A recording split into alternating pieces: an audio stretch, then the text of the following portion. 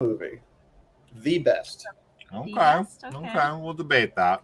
Yeah, I'm sure we will. I mean, I'm a fan of most of the movies in this series, so it's not like I'm a purist or something to that. In Yeah. fact, I think there are movies in the franchise that are bad. Um, Mm.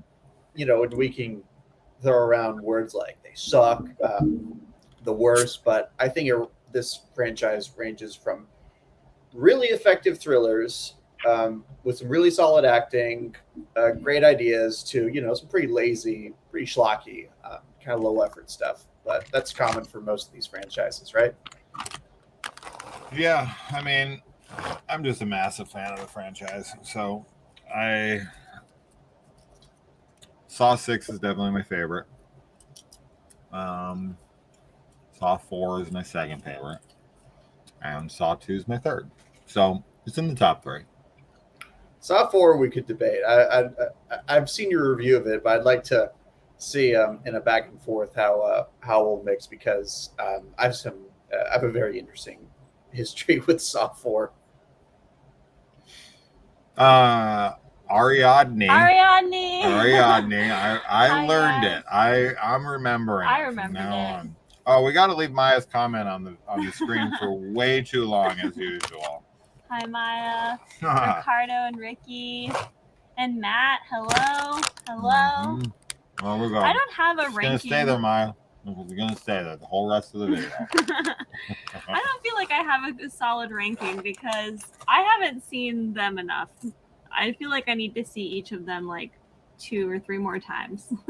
I just feel like this is a franchise that I need to rewatch a lot. Oh, sure. To like get my official rank down. I've probably seen the whole series 10 times. Like each individual one 10 times. Yeah. You've done like 10 watch throughs. Well, we're about to get Saw 10, so that's pretty poetic. Oh yeah, there you go. That's true. All right, just got here. Saw 2 came out in 8th grade. Oh my goodness. My uncle took me, my friends, opening night, but we saw it a few more times with a group of friends. 8th grade. Nice. Oh my goodness. Saw 2, let's see. Saw 2 came out in 2005, right? The first one's 2004. This one would be 2005. In 2005, I was 23. So yeah, I would have been like I would have been like a senior in college. I was I was in 2nd grade. You're in 2nd grade. Yeah. Holy shit. That's crazy. No, but I remember like Saw was maybe the first franchise I became aware of that was like coming out while I was growing up. Like I remember seeing those posters. I mean, there's some pretty like hardcore posters. Like people don't talk enough about the traumatic effect of horror movie posters on young children. Don't ban horror movies, ban horror movie posters because some of those things are like just deeply ingrained into my psyche and have set me up for a very warped path, I'm sure. Marlos is at it. He's at it. He's eating. He's eating Marlos. food. Hi, Melissa. Yes. I think everyone has like that poster or like the cover of the VHS or whatever that they saw as a kid that just kind of traumatized them or freaked them out or whatever. Or got you excited. Or got you excited. Yeah, pretty much. Both, right? I mean, if it's a horror movie, if you're into that, then that's part of the intrigue. Well, one video I wanted to make forever was like top 5 or top 10 favorite VHS covers from my childhood when I used to go through the video stores back in the 80s and the stuff that was like really stuck out to me as a kid. Right. Since I was actually like alive and remember the 80s. Yeah. Unlike, half of the people who watch me. But they still love films from that time. But yeah, I just remember going through the video stores and there's just covers and they're not even, it has nothing to do with quality, right? Some of them I still have never even seen the fucking movie, right? Like I just remember seeing them and I remember the covers really sticking out to me at that time. The Cars That Ate Paris is one that really I always remember, but I still have never seen that film. the Cars That Ate Paris. Yeah, It sounds like a Jean-Luc Godard movie or something. Cars That Ate Paris. Cars That Ate Paris. There's like a slug bug on the front with like spikes coming out of it. What? Very like Twisted Metal. But yeah, that, and then Sleepaway Camp 2 with like the chick on the front with the Jason mask on her backpack with like a Freddy glove. That And one was like probably like made you horny though. Yeah, I mean, it was more of just like, what's this mashup, right? Because it might, back then, no shit, right? So it's like, is this connected to Friday the 13th and Hold on. Nightmare on Elm Street somehow? That chick on that cover is not Pamela Springsteen. Is not right? Pamela Springsteen. It's not an actor in that movie at all. So No. you have a whole bunch of VHS covers that I'm sure are just slapped together by whoever the distributor, who I guess either can't be bothered or doesn't have, access to actual promotional material from the movie.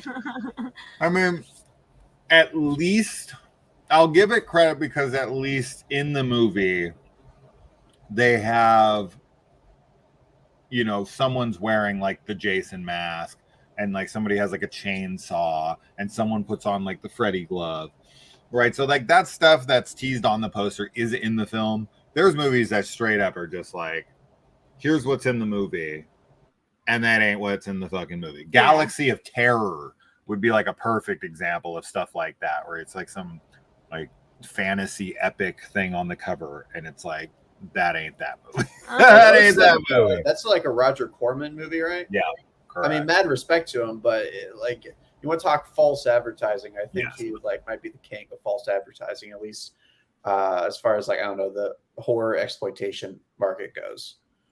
Saw was one of the first R-rated movies I could legally see since I turned 18 in 2004. I remember you telling us about this, Zach. That's cool. My first R-rated movie I saw in the theater was Halloween 4 opening night in 1988, which is pretty. That's really cool. Yeah, that was definitely a special day. That was definitely a special day for me. I was 6 whole years old, and my mom took me to it because I begged her. But yeah, so the Saw franchise. So kind of like what you were saying about posters. I'd kind of brushed on this in the last live stream that I did, the solo live stream I did, where I was like, Stephen King needs to attribute a good amount of his success to how successful his adaptations were. Right? I had a big long discussion about this because Stephen King would not be who he is if it wasn't for the Carrie adaptation, the Shining adaptation, the Salem's Lot adaptation. He just had like major hit after major hit in the theater, and most people don't read, right? So like you just get this huge boost to your name that is based on something that you're not even really known for, right? You're doing books and these are movies, but his name became synonymous with like horror, and so he became like the biggest author on the planet, and a lot of that is because of the success of these. And same thing with like these follow-up sequels. Like, we do not have Saw 3, 4, 5, 6, 7 up to 10 now if Saw 2 bombs. If Saw 2 does terribly, if Saw 2 is horribly received, maybe you'd get like a Saw 3 direct to DVD release kind of thing. But if Saw 2 does poorly and isn't a good movie, we don't have the rest of this franchise. If they try to do something different than they did, but because of how successful this was, we've gotten 8 sequels since. So, and of course, I'm going to give credit to the first one for bringing on the sequel, but a lot of that rests on the sequel's shoulders to have that success to usher in all of these sequels, right? I think it's up to the second one doesn't go to. It's up to the sequel to prove that there is a franchise here. Right. That like Saw 2 is the time to prove that the first wasn't a fluke or wasn't a one-off, that there is an engine here for longevity for a franchise, and that audiences are going to keep coming back to the theater, and that the audience can grow. And I think the audience grew for the Saw films for the first 4 movies, which is quite a statement when the first one was already such a huge success, this big like dark horse sleeper hit.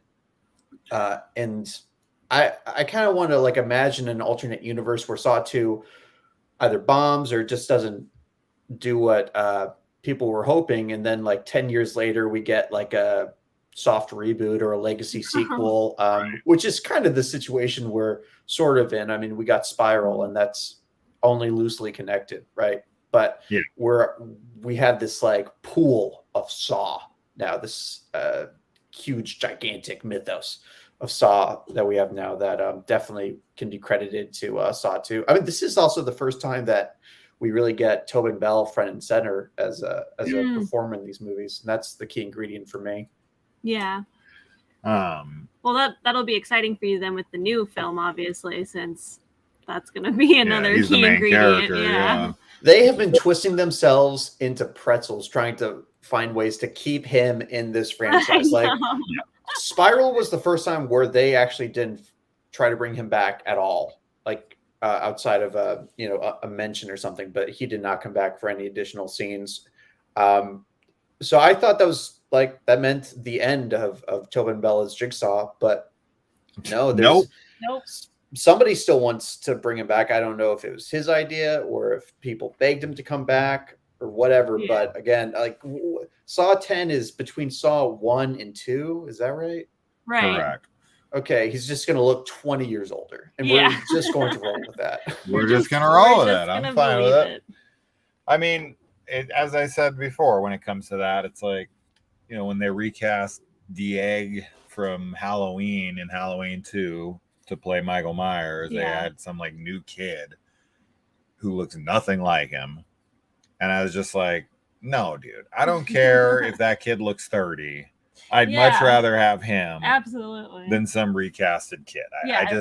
I don't care. If the actor's available and willing to, keep doing it. Zombie had said, though, that one of the main reasons he did it is because for visual scenes, he wanted that shot of where like young Myers is standing in front of old of like, Hobo Myers. Yeah. Hobo Myers. and like the size difference yeah. for just like a visual thing, right? Because Right. obviously the egg's like taller. He's actually a pretty tall kid. So he would look way bigger on him, Yeah. and it wouldn't be as much of like this overpowering force of like, look what he became, Right. kind of thing. So like I can understand that, but in that regard, I would just use like a body double and have him wear the mask, right? The clown mask that he had, just put that in front of him. Sure. Yeah. Right. So then you can just be like, this is how tall he is. Who cares? So anyways, who did we miss here? I saw Allie was in here. Got Brian. Yep, Allie's here. She said she wishes she's got to experience the 80s, but then you'd be old like me, Allie. Enjoy your youth. Enjoy your youth. Allie's You ain't old. I think so. Allie She's like is- I think she she's said pretty she was young. 12 in 08, so she's like a year younger than me. I thought you were gonna say she's 12. 12? Period. I No. was like, she needs to leave the show right now. This is not that. I'm not having people. I need to catch up on Saw. I honestly don't know how many or which ones I even see. Oh my god, to watch these like out of order and just like haphazardly, just like throwing them on. That would be crazy. Saw is the franchise where, because you can throw on a Nightmare, you can throw on a Halloween, you can throw on a Nightmare on a Friday the 13th. You can throw those on without having watched the other ones. There's some continuity. There's some things there and here. But Saw, throwing on like Saw 4 after like Saw 1, what? No. And then just like jumping to 7 or something. This is not the kind of series that you can watch out of order. So that would be super weird to do. But it's still pretty admirable that they have never diverged from this timeline. Like, hell yeah. That's awesome. That's my favorite thing about the franchise. Cool. And it's, I mean, and they don't take the easy way out either. I mean, they could have just done like a real reboot, or, I mean, there's so many, there's like a whole playbook for how these franchises can like start anew, right? Do the legacy sequel, do the soft reboot, whatever. But this franchise has only ever like just stuck to its guns. Yeah. They've never gone back to retcon anything. I mean, you could argue that some things verge on retcon with all the apprentices that just emerge from out of nowhere later on. But like most franchises would have just brought John Kramer back to life if they were so. That's just world building, baby. Yeah. I mean, if they're so desperate, if they want to bring Tobin Bell back, they would have normally just found a way to bring him back. And I mean, we've seen crazier shit happen in these kinds of franchises. But as little respect as Saw tends to get, as little credibility as it gets, it has never gone back on its word that Jigsaw died. Not even with Saw 10. And I just, I can't overstate just how rare that is for a long-running franchise like this. Sure. I mean, people can say whatever they want about Saw. I'm going to defend it to the day I die. The continuity in the franchise is excellent, and I'm a big continuity person, so it really won me over in that regard. But I just am always so baffled by the thought that they made the first one with no sequel in mind, and were able to crank out 6 more in 6 years, and to make it feel pretty cohesive and feel like there was some bit of a plan in place. I do think with 2 and 3 there was a plan in place, and then 4 through 6 there was a plan in place, and then 7 they kind of just put together. But I really respect the shit out of this franchise. Yeah, I mean, the continuity also kind of helps break the series up into not like different sections, if you will. Like I think of those first 3 movies, I'm sure people largely view it this way, as a trilogy, and then 4 through 6 is its own trilogy, and 7 is a sort of epilogue, if you will. And now we're getting these sort of like pop offs. Whatever you want. We're gonna have to come up with like some new language. I thought we'd run out of like quills, like forms of quills, but they're really innovating there. But yeah, and I'm fine with these sort of one-offs like Jigsaw and Spiral as these sort of episodic, just sort of like a chance for people to re-experience Saw, a new Saw. Like, I don't think you have to do this output of we're coming out with 1 a year as long as you want to keep a franchise going. That's something that a lot of franchises, make the mistake of, and they get burnt out. Look at Nightmare on Elm Street, Friday the 13th. I would argue Halloween really suffered from that. And even when they slowed down, it was due to exhaustion. But like, I really get the feeling that Saw movies are made when people want to make them, which is just another real rare feeling to actually get when you experience this like huge commercial property like this. Yeah, it's $1 billion franchise now. And we went to the Saw escape room in Vegas. That was an experience. It was super fun. I played the Saw video games. We're really immersed in it. We definitely got quite a bit in this. So before we get started, I do want to take a minute, because we haven't yet, to introduce our guest. So Gabriel and I have been communicating via text and like Facebook Messenger and Grindr, the Grindr app, right? That's how we met. When I was a young lad, No, never mind. A college freshman. Yeah. Well, that's legal at least. Not a freshman in high school. That's better. It's been a long time. Like, how long? 7 years. Yeah, I mean, I really did start watching your channel when I was a freshman in college, which was 7 years ago now.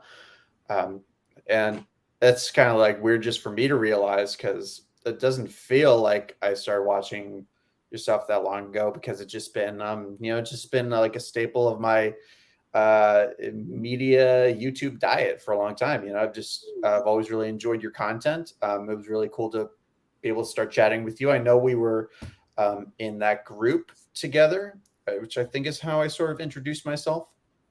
And Killer Flicks? Yeah, Killer Flicks. Yeah. Shout out to Lee McCoy from Drum Domes. So yes, so yeah, we've been discussing and talking forever, but this is the first time we've ever been face to face like this. Yeah, which again is just That's crazy. crazy. I think, especially because I mean, you did a very nice thing for me, and you watched and reviewed my movie. Which, for anybody who doesn't know, watching this, it's The Curse of Professor Zardonicus. It's on Tubi right now.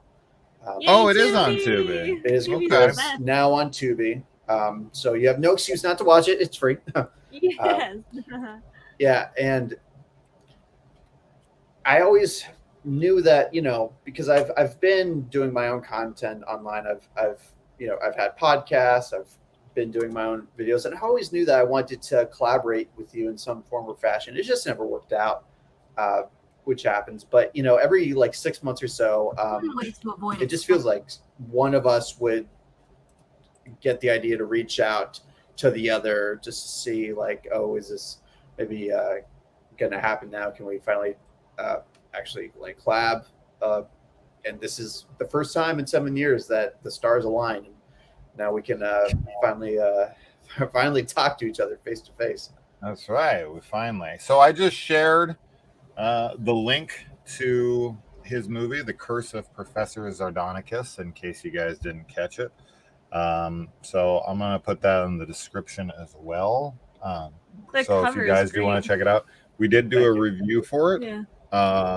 I gave an honest opinion, as I always do. I would have told Gabe here. I would have been like, "Your movie fucking sucks, and you should either kill yourself or quit." Oh my god! Too honest. No, never too honest. Yeah. Or maybe that was too honest. So now we have a mutual friend who you do a show with, the Not That Bad Thing, right? So Tony, who we actually saw the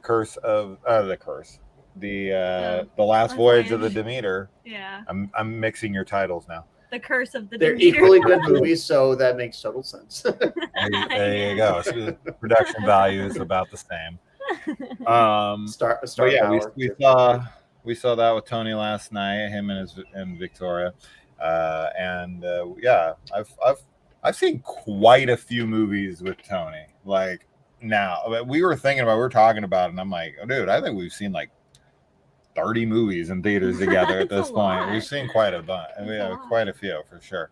Now you live in California, though. Yeah, I live in North Hollywood. Right. Nice. So, okay.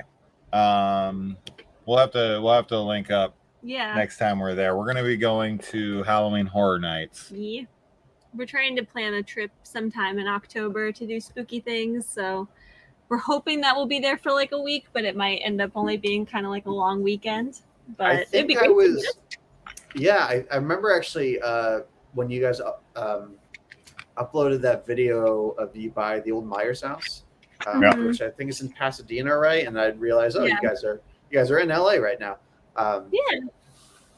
But I think you guys had gone back to you'd gone back home by the time I had seen the video. So it's again, just missing each other. No. Yeah. So yeah, if we can, because I think I'm gonna try to get Tony to come out for that as well. So if we could all meet up at Halloween Horror Nights, that would be pretty rad. So we'll see if we can make that happen. That would be epic. Epic, as the kids say. Yeah. So I think it's time to start this movie, since we're already 25 minutes in, and Gabriel has plugged himself enough and talked about what a great director he is. You should. Greatest all of you that's guys ever should lived. go watch the movie, though. It's always good to support independent filmmakers, especially. when you are watching them on a live stream. Yeah, especially when they're super duper independent. You know. Yeah, super duper independent. Like you think you're indie? No. I made that movie for $3,000. We watched a movie 2 days ago. We're about to review. Yeah, that was made for like man, $50. It was it's solo budget, and it's like a whole family doing it, which we love watching when was like it good? families make movies. For like, yeah, it was. It was a good. It's his first one, right? It's like the main characters are kids, his kids, Yeah. and they actually do a really good job. Yeah. And I was like, wow, to put your kids front and center, that's ballsy. Yeah, I want to see that.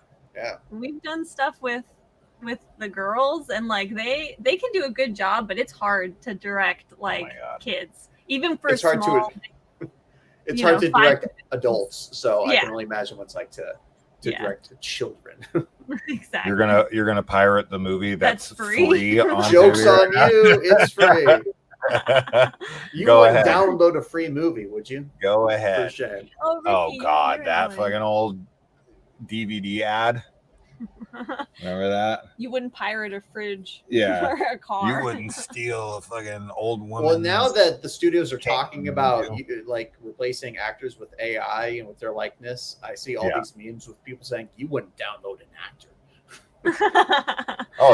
I see what's happening. Gabriel's not even here. This is just AI projection. Shit. I thought I met the real guy. Okay. Saw 2.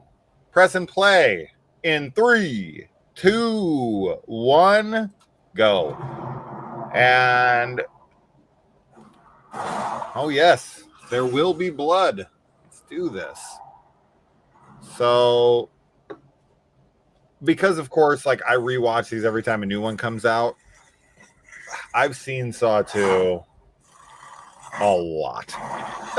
I've probably seen this one like 20, 25 times. I've seen this one a lot. Yeah, I've seen this one the most. Ricky's got his Blu-rays ready. Of course he does. Ricky doesn't do anything without his Blu-rays. He doesn't even have sex without his Blu-rays. The man loves his Blu-rays. He just covers chicks with Blu-rays. And he's like, I don't want to see any of you. I just want to see the Blu-rays. Yeah, first film by Darren Lynn Bousman here in the Saw franchise. He did 2, 3, 4, and Spiral. I had seen a comment from him on like some kind of social media platform that he'd posted about. And he said Spiral went through like the worst MPAA issues of them all. And they had to cut out like everything. And he said there is an insanely more violent cut of the movie that exists, and to like get on the studios to try to release it. But then the studios actually like forced him to take it down because they were like, people aren't going to buy the theatrical one if they're all going to just try to wait for the director's cut. So don't tease that, and don't try to promote that cut. And I'm like, that's bullshit. Release the real. I'll never understand that. Why do you not just remember when you got the theater cut, and then like the promo was always like, now get the harder cut on DVD because we don't have to be pussies at home. Yeah. You know? Like, what happened to that? Why wouldn't they do that? Like, you saw Spiral, but did you? Did you? Yeah. Not really, pussy. I see. I can be the marketer. They're aping off themselves a little bit here with this like reverse bear trap. Yeah, I think if I had seen this in theaters, that's Dr. Gordon. Yeah. Spoilers.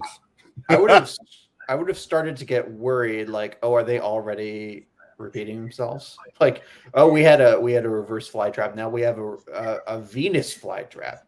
Yeah, no, they had a reverse bear trap, but just the head contraption, Billy. It's a pretty like banal start to what is actually like it's a very different movie than the first. Hold on, let me adjust sound on this movie so I can hear you. and the movie. I gotta try to find a balance. I think you can. Go ahead and talk. Hello, I want to play a game. Can I? Yeah, What kind put of it next game to do you the want to microphone. play? This is like, isn't that what you sent me on Grindr? Wasn't that how it was? Yeah. Here you said edit name, edit mic settings. Yeah. You can turn it up. Oh, I can, but it doesn't automatically adjust volume. No, here we go. All right, let's try that. Now he's going to be louder than me, and no one can talk louder than me. It's a rule on the channel. So, okay. He has a cut below his eye, right? The incision was put here. Dr. Gordon, spoilers, put the key up into his skull. So I guess you'd have to have the right tool or whatever. If he would have just pressed his head against the wall, I don't think the thing could have closed. You think? The way it's designed, like to close here, if you put the head against the wall? I mean, you'd have to just hold it there indefinitely. I think it would still close on him. You got to grab it, right? And like try to yank it back, but you probably couldn't do that. Anyway. Wait. The reverse bear trap didn't work in Saw 6 because Hoffman just kind of like used this grate or something. So I think that it would theoretically work. The slats in the window. Yeah. So the wall would stop that? It would stop it, but would it stop it before the nails hit his face? And would he be able to reverse it once triggered? No. Right? I would at least try to put my arms like this. Right? This is what you should have done. You should put your arms like this when it came up. And it would just boom and boom, right? I mean, better your arms than your face. You probably bleed out. I would die so fast in a saw trap. Dude, this guy's dad is kind of hanging tough. You know what I mean? On his son. Anybody? New Kids on the Block? No? Okay.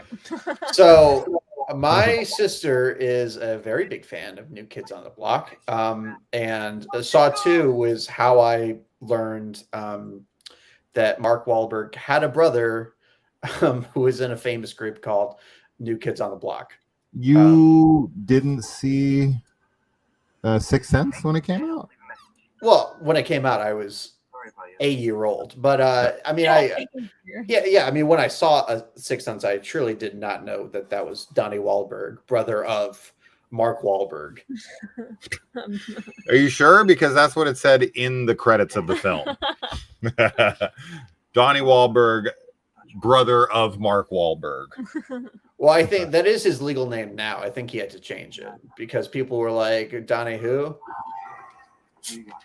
Who's this? Is that not Tony? Is it somebody else?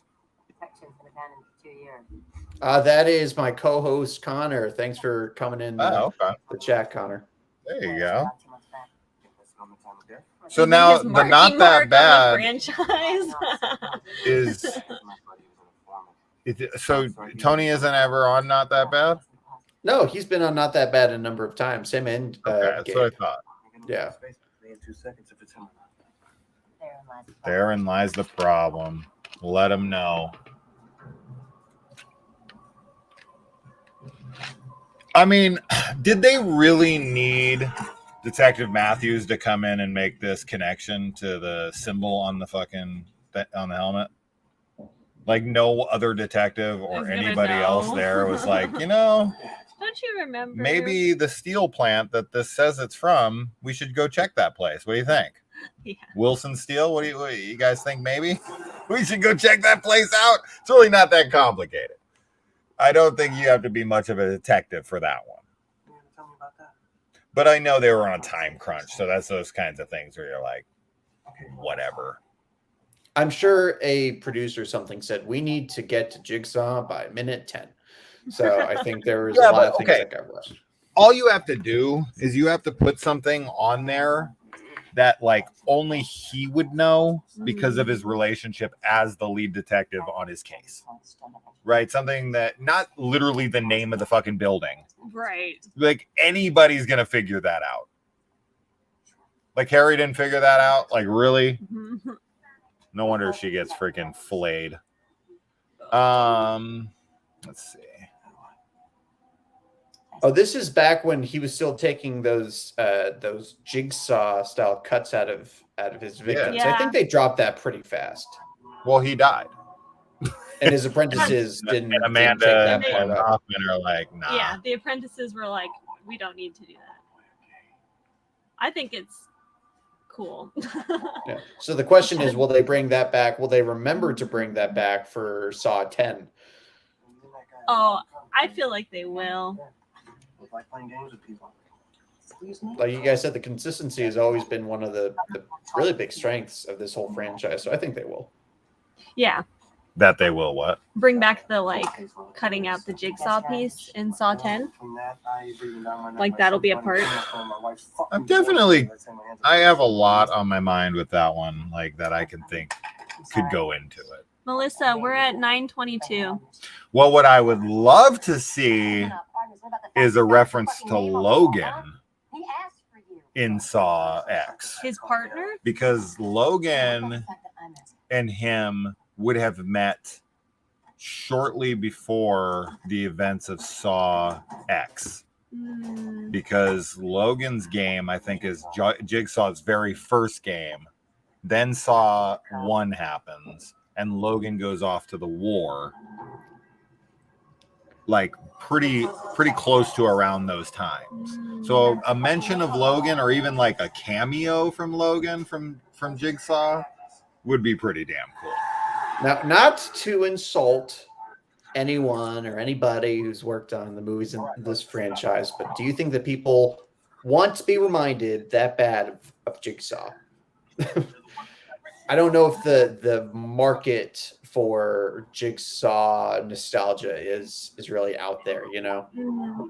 It doesn't matter. I think just for continuity's sake, even just like a mention of Logan would just play into the continuity. And as you said, you applaud them for never backing down on what they've done. And that's true. And I think that having a connective piece like that to just like, you know, it happened. You know, whether people like the movie or not, it happened. And Logan was an apprentice of his. Do you think there will be people that they've made since that could mention Logan at this point? Because obviously he wasn't created until Jigsaw, and they can kind of retcon him in a way back into an earlier story. Do you think there are going to be people who will be seeing Saw 10 that haven't seen either Jigsaw or Spiral? Anything past the original franchise? Do I think what? That there will be people who will go to see Saw 10 that haven't seen either Jigsaw or Spiral. Either one of those. I think there will be people in the theater who have not seen a Saw film.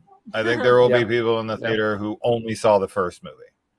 Which this would actually be fine for them to watch. They could watch. I mean, it would ruin Saw 2, finding out that Amanda is, you know, an accomplice. And I want to answer this really quick. It is absolutely fine.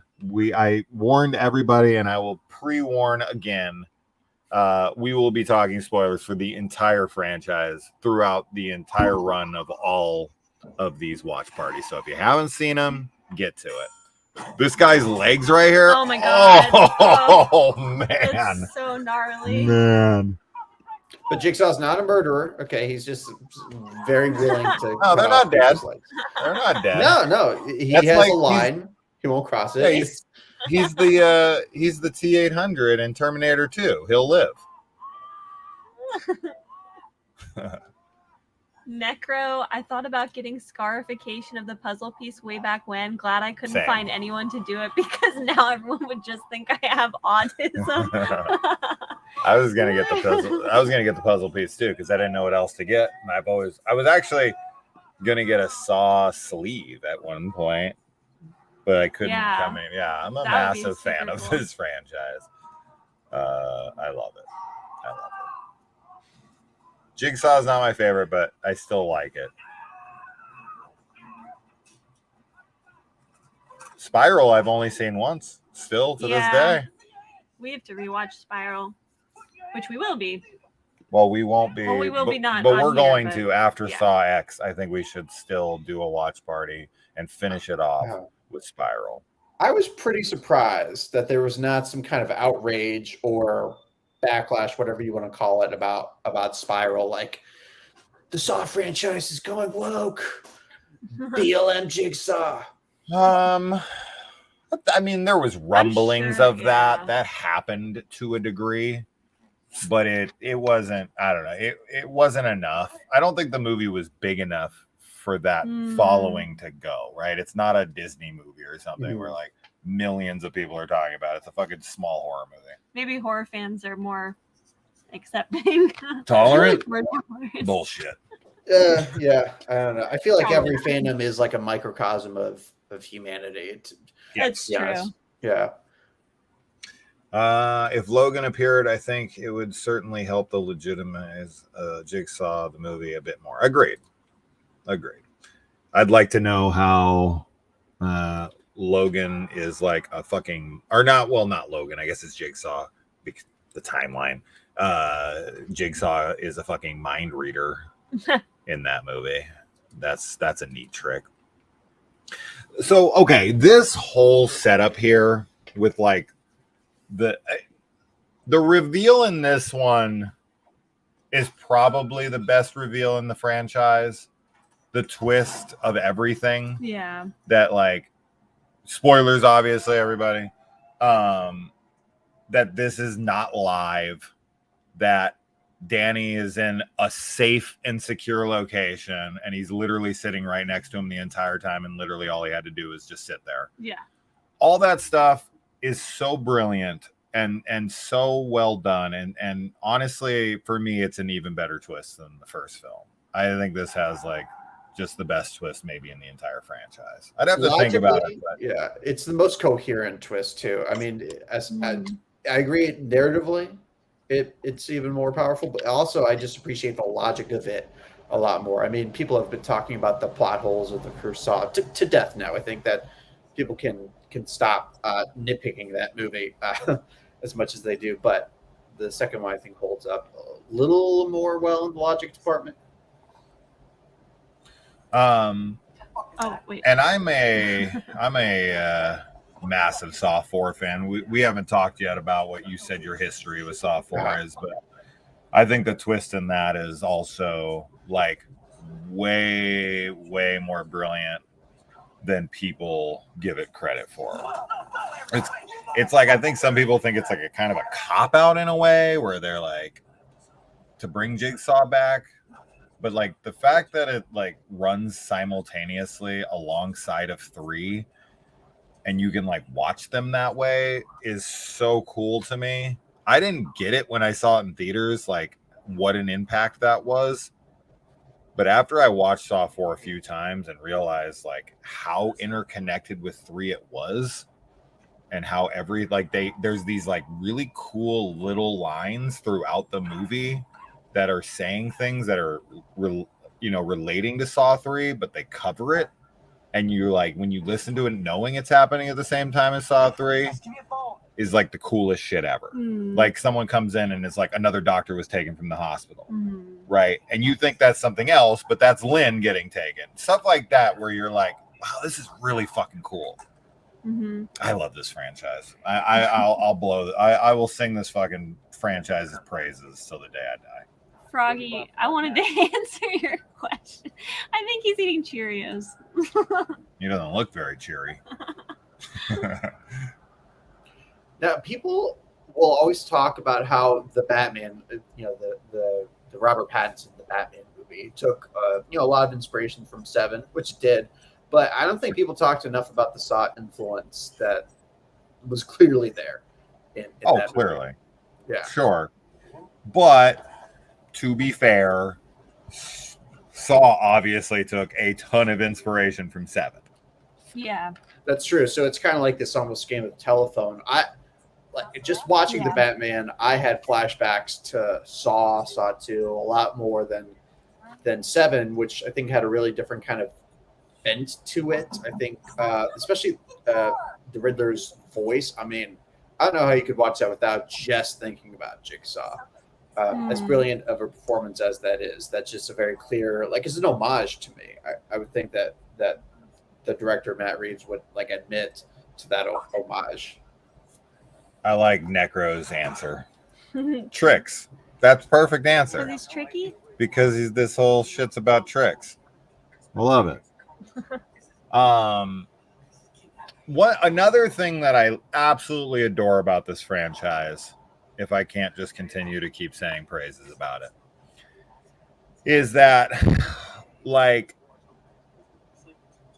the continuity, which I've talked about so many times, but the thing I love about the continuity in this is that, like, in like Saw 5, you get like a 2-second cameo from this like prostitute chick, right? She comes up to John's car and she's like asking him, like, you know, if he wants to fuck for for money or whatever, and he's like, "What are you doing? You're a beautiful girl. Go home." Stuff. But she's like at the clinic, right? And then this dude who gets shot through the eye is the dude that's in the clinic who punches the other dude. And then the Abby comes to play his own knocked out body for like 2 seconds. The fact that like actors return to reprise their roles for literally a dead body in some cases for like 2 seconds. Yeah. 2-3 years later is the coolest shit ever. That's the coolest shit ever. To like, I don't know, like to care that much, to fly them out to Canada. Sure. Right? To be like, you could just put their back to them or whatever, put their back to the camera or something, but to like show their face. Like, we care enough to keep the continuity this solid that we will fly an actor out to Canada while we're shooting this so they can appear as a dead body for 2 seconds for the continuity. Yeah. That's I just can't say enough praise on that kind of stuff. Actually, was there any simultaneous shooting, do you think? Like, they shot the first 2 Superman movies together, and that's something that a lot of franchises will do. And sometimes they'll shoot some additional footage to only use in the sequel. Like, I think on Star Trek II, The Wrath of Khan, I think they actually shot a scene that was only going to be used for Star Trek 3 because they knew that was that was up ahead. So I wonder if it was something like that too. So no, it is not, because in Saw 2, obviously Hoffman's not even created at this point. And the scene when they're moving the bodies around, when people come to reprise their role for like a second, Hoffman, Amanda, and John are all in that scene together. So this is something created way longer ago, because Hoffman doesn't even get introduced till part 4, right? Or sorry, he gets introduced in Saw 3, but he doesn't get introduced as a villain until Saw 4, which they didn't even create until Saw 4. So think about now I'm just thinking about that, because like, think about being an actor in these movies. Like, in Saw 3, he was just a day player, right? They didn't even give his character a name. And then he comes back for 4, and somebody tells him, by the way, we're making you the villain, the new villain of the franchise, when originally this was probably just a very quick paycheck for you. For Hoffman? Yeah. Hoffman's my favorite. He's my favorite villain in the whole series. He is? Oh, okay. Okay. Yeah. I'm a Hoffman stan, as the kids say. He's my guy. That's when the franchise really gets badass for me, is when Hoffman shows up, because he's so fucking brutal. And I'm a gorehound, so when Hoffman comes in, he's just so mean-spirited. So Ben says that in Talk to Me, they shot footage for part 2 while they were filming part 1. I don't know if that's true, but if he says it, I mean, I'll believe it for now. I know that they are in development on Talk to Me 2 at the moment. Shouldn't it be Talk to Me? Yeah. I mean, that's too fast, too furious, Yeah. too talky. Too talky. I've always liked that aspect of two of the victims doing different games traps that weren't originally meant for them. Sure, yeah. When Xander throws Amanda in Oh my the God. fucking needle pit. It's like one of the worst things ever. So Yeah. awful. I don't even have like a needle phobia or anything. I just, ugh. Amanda grows her hair out for part 3 very quickly. Very quickly. It's only Yeah. 6 months later and her hair is down to here. It grows fast. I will say this though. I am totally fine. Actually, one thing I would love, I think this would be fantastic for Saw fans. This is like something that doesn't need to be done at all. It would only be for nerds like me. But I would love, because we do see Amanda in Saw X in the trailer, and she has this haircut here. If they fucking reveal that to be a wig, that would be the best shit ever for me. That would be so cool, because that would fix the continuity error of her hair. when she takes that wig off and reveals she has long hair under that short ass hair that she wore just for this to look more like a crackhead or something to fit in with the criminals. I would love that. That's that kind of stuff that I would write into the script, like Amanda, pulls off her short hair to reveal long hair, and that fixes the issue. Because it is a continuity error. She cannot grow her hair that long in 6 months. The only thing I got for that is extensions. That is it. There's no other explanation. Either that or she's taking a lot of freaking biotin. Some kind of pills to grow her hair out. And this is a wig in this movie. Yeah. So, and she is wearing a wig in Saw X as well. Yeah. So it's not like really she has to worry about it. It's like, no, it really is a wig. Yeah. I'm saying it's a wig. I want it shown that it's a wig. I don't know why she'd wear her wig under the jigsaw mask, but I don't care. Give me what I want. Shout out to Shawnee for doing this movie while pregnant. Yeah. Shout out to her for doing the character in Summer School while pregnant. But she wasn't actually pregnant. She was just pregnant in the movie. Is there a case to be made that that this Wahlberg is the superior Wahlberg in terms of acting? Because like I've been actually a pretty big admirer of Donnie Wahlberg's. I mean, the little of his acting that I've seen in this movie, and especially The Sixth Sense. Like, I could not believe when I discovered that this guy was just the skinny kid from The Sixth Sense only a couple of years before this. Like, that's some range. Yeah, I'd have to really think about Wahlberg's career, both of them. Boogie Nights is easily the best thing Mark Wahlberg's ever done as an actor. Yeah, I don't know how much credit he gets for that, given, it's like sometimes, you can see a director's influence. Like, you can tell when a performance is shaped by the direction more than by the I think instinct or even the skill level necessarily of the actor. I'm not saying that Mark Wahlberg is a terrible actor, although I think he has a terrible agent. But he doesn't exhibit the kind of range that I've seen from his brother in just a few films. But I think Boogie Nights really illustrates very well, like, how important a great acting director is. Right, like if you get the ability to work with like a Paul Thomas Anderson, he's just gonna make you so much better, right? And obviously that's shown in Boogie Nights. And I don't think that without Boogie, what's angering to me about Boogie Nights is that Mark Wahlberg regrets making that movie. I know. Which is insane to me, because that is really what launched his career as an actor. It's what made people take him seriously. That's when people took him seriously. Exactly. And before that, obviously, he made like Renaissance Man, Fear, which was the first film I think he ever did. And then Fear was kind of like his hit as an actor. And that's like one of those really super nostalgic films for me. That movie came out in 96, if I remember correctly. So I was like 14. And I loved it at the time, and I've seen it probably 50 times. Not joking on that number. I've seen it a lot. I love that film, and I know it's not like great. I don't give a shit.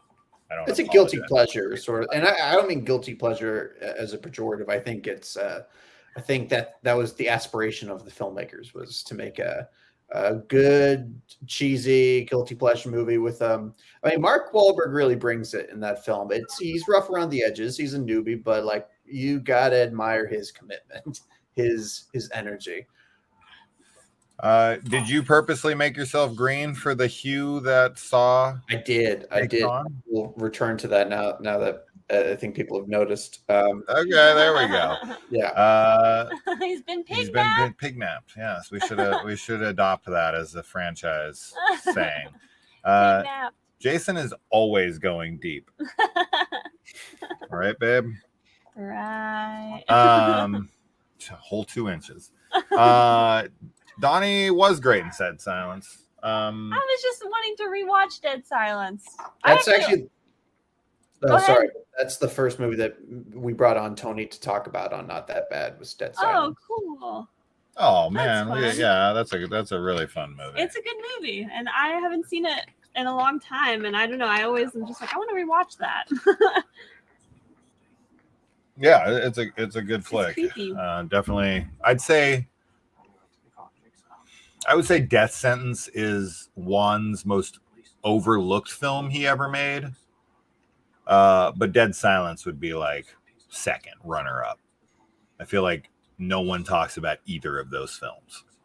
That was like sort of an awkward growing pains era from him. I mean, every director with a big hit, which I should know, right? Every director with a big hit has that awkward feeling afterwards of the pressure of matching that success. And, Yeah. That's historically led a lot of directors into some mistakes and some growing pains. Some directors escape it, like I think John Carpenter had a really good run right after Halloween. But Wes Craven, there were some duds there. There were some duds after Some. Yeah. That's being generous. I'm being generous to it. But in Dead Silence is not like a dud. It just was a moment of like an identity crisis, maybe. Like he was still trying to figure out, I think, what he wanted his career to look like. Mm-hmm. I love this conversation between Matthews and Jigsaw here. Now, anytime somebody says that these movies are just torture porn, I always point to Saw 2. Like, like there's some grotesque stuff in here, but it's more by suggestion, like the pit of needles. But then you get some seriously like this is like good acting. This is like like the professionals came to set this day. This is like really good stuff. Absolutely. But I mean, when it comes to Saw, the Saw franchise being labeled, because when I hear torture porn, which is one of my least favorite fucking labels in film, when I hear that term, what I think is like a film with no substance, that has no storyline, and really is only there to showcase gore and nudity. I think, and it's like the Saw films, like it's weird to the ironic kind of hypocritical comment I hear towards these films is that that they're convoluted, but then B, they're torture porn. What is it? Right. Because convoluted is telling me that it has too much plot, but then you're saying it has no plot. Which one is it? You got to pick one. You can't say it's convoluted and then say it's torture porn. That doesn't make any sense. I just think that they were probably using that phrase like not understanding the films. Oh, you mean like everyone calling someone a communist or a socialist now, not knowing what it means? Sure. I mean, it's just kind of like a blanket term that I feel like people who don't like violence in films, like when there's any violence whatsoever, it gets just blanketed as that, and they're missing all of the story. But Game of Thrones has insane violence in it. at times, right? But Game of Thrones isn't really But people horror. have- Game of Thrones is fantasy. I get that, but I mean, it's weird when we've talked about this plenty. It's really weird when people are willing to look past gore and when they're not, because I've watched some insanely gory, graphic, violent ass war movies that like mom and dad will line up around the block to see. Hacksaw Ridge being like my always go-to movie. That's literally one of the most violent, gory films I've ever watched in my life. Probably top 10 of all time. The movie is fucking insanely violent. People are literally, one guy picks up another dude's body who has his arms and his legs like torn off from like shot, like, you know, bullets. And he fucking runs into battle with him as a shield. Oh, God. And I'm like, how the fuck is this okay? But then someone saws off their foot in a movie and you're like, no, too much. This is torture porn. Like, I'm so disconnected from that kind of shit. I don't get it at all. And then you look at filmmakers specifically who I think that label gets thrown at them just as like a blanket critique of their style, and just it almost feels like a personal attack, just like an excuse to not like them. Like my go-to example, Rob Zombie. I think everybody in this conversation is a fan of at least some of his films. I don't know how you guys feel about some of his later stuff. I'm a fanboy, and I'm an apologist, I think, at this point. But you know, the same people who say that horror is really sanitized now, and that people who make horror are pussies and all of that, they turn around and they like cry foul, and they turn into like chipper gore whenever like Rob comes out with, you know, a Halloween 2, where we have like the most realistic depiction of somebody getting their head smashed in I've ever seen. But then I think those same people like stand up and cheered when Halloween 2018 had that fucking scene repeated, like similar, except it looks 100 times more ridiculous because that guy's head just pops like a cherry. Sure. I mean, it's all subjective. I just think that I'm just disappearing at this point. I think I gotta switch. I think people they don't really think about the things they say most of the time. They hear a certain term, and that, you know, goes to what is in the moment sounds like the derogatory slang they want to use. And it's because they don't really have anything to offer to the conversation. So they just grab some term they know most people go, oh yeah. You know, obviously the word woke is now that thing where people are just like, I don't really have anything to add to the conversation. I just know I don't like it. And we've all agreed now that woke is a bad term. So I just say it's woke. And it's like, would you care to elaborate on what that means to you? Because you're just using it for literally anything at this point, and it's lost all meaning if it ever had any. So I don't know. The torture porn thing is like the woke of horror. For me, it's like, that doesn't mean anything. What are you saying? You don't even, do you even know what that means? Like, I think everyone has a different definition of what torture porn even means, but I think the majority, I would say, I think, as I'd said, it's a movie without story that relies on gore and nudity. And that's just not this franchise. This franchise doesn't even have any fucking nudity in it outside of the one chick who's frozen. Yeah. In Saw 3. That's literally, I think, the only nudity we see in the entire fucking franchise. And it is not erotic. It is quite the opposite. This is like the least sexual horror franchise that I can think off the top of my head. Yes. I mean, of the long running, I think, because this is like anti-sex. This is like this is anti-sex. I don't know, because you like they do take people, and I think this is where the torture porn also comes from. It's like they do take people like either underdressed or something in the scenario where like, you know, their bodies are being used in something you could describe as objectification. Yeah, but it has it. There, I think they're literally making either a commentary or at least trying to like subvert that kind of feeling of like pleasure, right, or titillation. Like now it's like it's dehumanizing, it's scarring, it's traumatic. It's bad objectification. So I want to talk about this scene really quick. We had discussed who has the easiest trap in the franchise, and I had pointed to Abi. Even though, of course, he gets lit on fire here, I had mentioned that all he had to do was just grab the first needle, inject himself with it, come out of the furnace, and be like, anybody else want the second one? Have at it. Whichever one of you wants to go in there and get it, it's all yours. You just got to go get it. So that, and also, I don't know if this is an editing error. We were talking, so I was going to point it out. Now I can't rewind. But there's a scene right here where he goes to pull down the first needle. For any Saw fans who've noticed this before, I've noticed it every time. He pulls down the first needle. Then we cut to like 2-3 seconds later, and he's pulling something else down. And then he goes to pull down the second needle. What is he pulling down, secondly? Because there's nothing else up there. And I think it's an editing error. I think that's when he's supposed to be grabbing the syringe and they just put it again. Yeah. But I've always been super confused. Did I miss something? Is there a second thing he's grabbing? But Abi, all you had to do, bro. And what is this Abi bullshit? Have you ever seen Star Wars, bro? Your name is Obi. Hey, let's be fucking real here. Nobody's going to see OBI and not say Obi. What I don't like about this is that this is not a test in any way. Like I don't know. I don't know what the game is. I mean, it's a trick.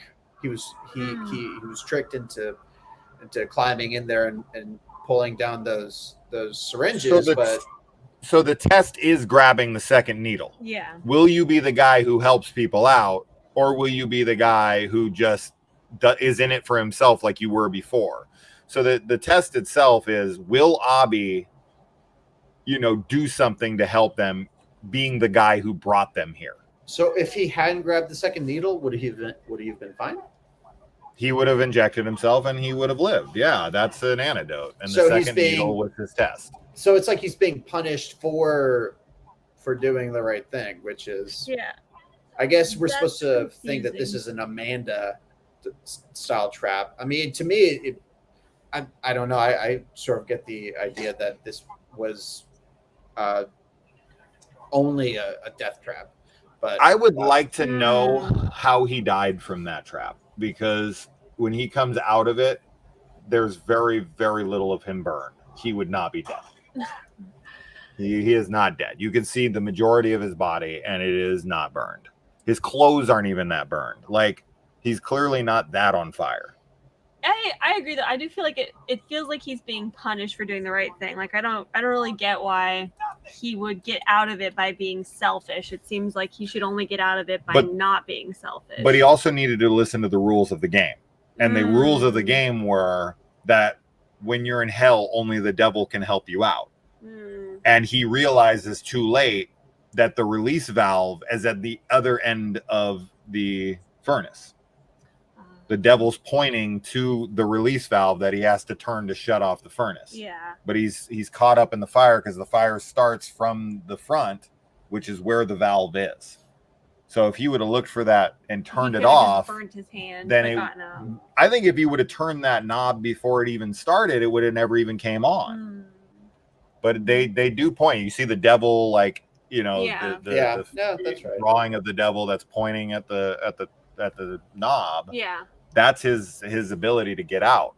And the key that they get earlier in this movie is actually the key for the lock on top of the one where the girl puts her wrists up through.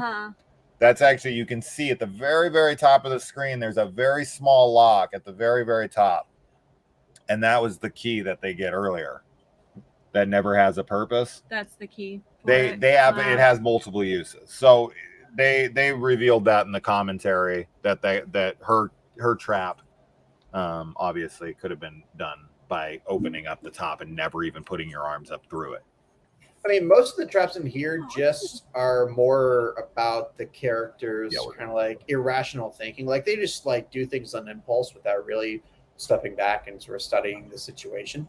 I feel like that's the big pattern of this one isn't about morality as much to me as it is about like rationality or just critical thinking. I mean, the criminals in this are just pawns for Matthew's game, right? Yeah. So Yeah. they don't really matter. He kind of doesn't give a shit what happens with them. This is all purely for Detective Matthews for Amanda, because Amanda became addicted because he planted evidence on her. She had no drug problem before he sent her to prison. And while she was in prison, she became addicted to drugs. So this is all for Amanda. Yeah. So drink every time they show the back of Xavier's neck not having the green number 11 on it. Hey, man, it's just the lighting. It's because they use a green filter and it just, you know, blanks Speaking it of out. which, I'm gonna go get another drink, so I'll be right back. Oh, he's gonna drink. There you go. There See? you go. Thank you, Necro. That was very sweet. Yes, Anytime thank you. you guys donate, I'm always like, oh my God, what? Even though we're only gonna see $2 of that. Yeah, apparently YouTube takes so much out. But Allie started it. All the money that we collect during these streams for Saw are going towards us buying Billy the Puppet. So that's what you're funding when you donate here. So thank you. Lords of Salem was great. I disagree, but that's okay. Hacksaw was a pansy F, I swear. I mean, okay. F saving everybody. Isn't this the guy? Is Yellowbird not the one that was like trash talking last time and telling me I'm a pussy for like wearing a seatbelt when I almost died in a car accident? Oh, I don't know. Because if so, this guy is fucking hilarious. I don't know. And I'm not saying that like sarcastically. I think that's pretty funny that he comes at me being like, I literally lived because I wore a seatbelt. And he's like, you're a fucking pussy because you wore a seatbelt. That's humor you just can't replicate. That's pretty funny. I think her story is super sad. Yeah. Because this chick, we never even really get to know anything about her. And then she just fucking dies of the poison gas. I know. She just It's coughs awful. to death. Yeah. And I'm like, damn, dude, this chick, I mean, what is she? 20? Yeah. She's a kid that I keep wanting to call him Hoffman. Matthews totally screws over. Then she gets put into this shitty game where she just dies of like chemical poisoning. It's so and sad. never even gets a chance at her game. It's so sad. That's like one of the meanest things in this entire friggin' movie. Yeah. Is she doesn't even get a chance at an antidote. And because there's a couple people who we never even see. See, there's her long hair. Yep. So we never even see their traps. We don't even get to their traps. Like, what is her trap? I've always wondered that. Mm-hmm. What is her test? Mm-hmm. I'm super curious on that. This is her toughening herself up for the jigsaw test, which is cool. But what would have happened if Abby had gotten to the nozzle?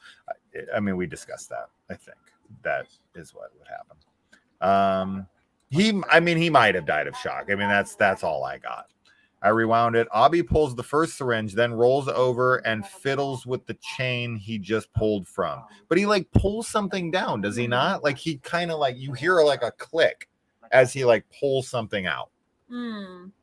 This is where he almost reveals that his dad is Detective Matthews. And she looks up because she knows who Matthews is. And she's like, is he going to say it? Is he going to give himself away? Yep. I love rewatches on these because you start to see. Yeah, her cool things. expression there. Here comes the needle pit. Ugh. Then he just pulls over. Should have been edited out if you ask me. I agree. That's an editing error. How do you do, fellow horror fans? How do you do, fellow teenagers? Fellow horror fam. I wonder why they were given a key that opens up to the basement. Maybe there was more traps, syringes down in there. Mayhaps. The plan is always to get... So if you can tell, obviously, this is an obvious thing, but everyone in this movie is sick except for Daniel. Daniel never coughs. Daniel never has anything. He has the antidote in him from the moment he wakes up. He is always meant to survive. Amanda sticks by him the entire time to protect him. Yes. Amanda is to get him out of there alive, and he is never at risk in this entire film. If you pay close attention, he never coughs, and Amanda is by his side the entire time.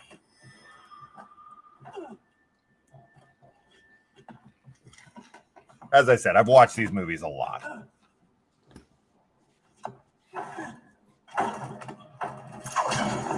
This guy's just like brute strength is the answer for everything. Bro. Now what? We got 3 minutes to get it done. Did it sound like I took it personal? I said you were a fucking comedic genius. Roasting people on their own channel. I love it. Most people would be like, remove. Not me. Bring it. But don't roast me, I'll cry. Yeah, don't. I'm sensitive. Not my wife. I will cry. I'm of the assumption that she didn't know Eric was his father till they discover the photo of them together later on. Ooh. Huh. I don't think so. I mean, I thought she knew. yeah. But that's I mean, interesting if she didn't. maybe. I definitely noticed the lack of coughing this time around when I watched it earlier this week. But Froggy's saying he coughs up blood in the bathroom, and there's a syringe outside of the safe. Yeah, but Amanda, I don't think ever coughs either. So, I mean, it's possible that the antidote only works for so long. And like when you're re-exposed to it for a long time, that you might need a second dose, because he is totally fine throughout this whole thing, and she seems to be as well. This is just evil. This is so To evil. throw her in there. Oh my god. It sucks so bad. They're so dirty. Oh yeah, she has HIV. No. The odds that she doesn't have HIV is zero. So is there workers' comp for working for Jigsaw? Because Right? did he plan this out? was there a backup plan in case Some she ocean just So I mean, this thrown was into that pit? this was part of the plan, so to speak, because as you see, she's cutting herself. Yeah. And then we find out, obviously, at the end of this, when it's revealed that she's the apprentice, he's like toughening her up for this possible, scenario that she needs to be able to like mentally and physically handle what's going to happen in that room. And I love that like his apprentice has front row seats like he did in part 1, except for she's like part of the game. Oh my god. The fact that he drops this key when if he could have got it in there, he stares at it like an idiot. Right there. If you would have just got it in. What an idiot. Do you not know how to use a fucking key? Jesus Christ, dude. If you gave me 10 seconds to get that key in there, I guarantee you I would have got it in there. And then he goes after her. Oh my god. Because she didn't get it fast enough, and he's like so pissed off at himself he can't know. It's got to be the chick's fault. No, that ain't nearly enough. This guy's an underwear model. Is he? Yeah, this is like his first thing. It's not nearly enough.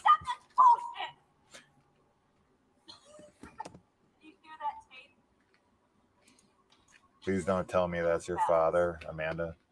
Yeah, but that's acting.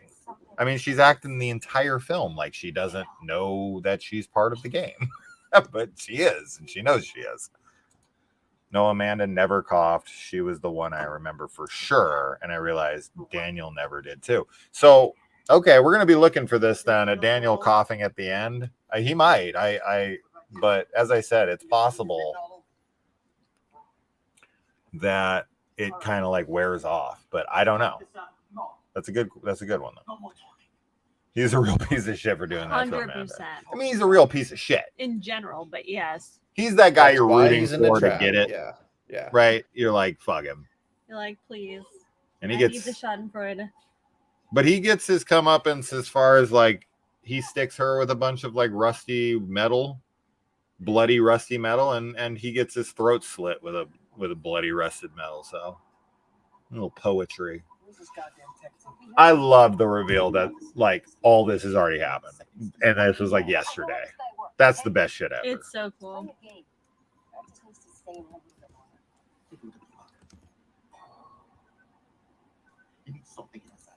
I mean, that's cool. I mean, I think the different interpretations of it are fine, and we can always have that debate. Ooh, that helmet trap and whatnot right there. Mm-hmm. Ooh, right here. Is this not? It's smaller though. That's what he's drawing in the Saw X trailer. Oh, is After he finds out he only has a few months to live, he says, I've still got a lot of work to do. And I want to say that's the drawing he's drawing, but that's a bigger version of it. Oh. But it's something along, it's really close to that. It's the bear trap. But I want to say it looks like the helmet from the side. Yeah, definitely look it up and see what his drawing is for sure. But I think it'd be cool if it was one of these drawings we see on the wall. Yeah, bro, he doesn't need this evidence to convict you. You're dead to rights. It's not gonna take much. Plus, you have cancer. This guy's gonna be dead in like a week. It's not. Like, what's the worry about the conviction? It's a helmet. Oh, that's the rack. Yeah. Okay, that's the rack that he's drawing. I knew it was a helmet of some sort of a mask. Okay, he's just drawing the rack from Saw 3 in there. Okay, I've never done a pause. I'd love to go through that trailer like frame by frame and be like, oh, this is that. Was that Billy the Puppet back there behind him right here? Is that, No, or it's is like that a skull? Okay.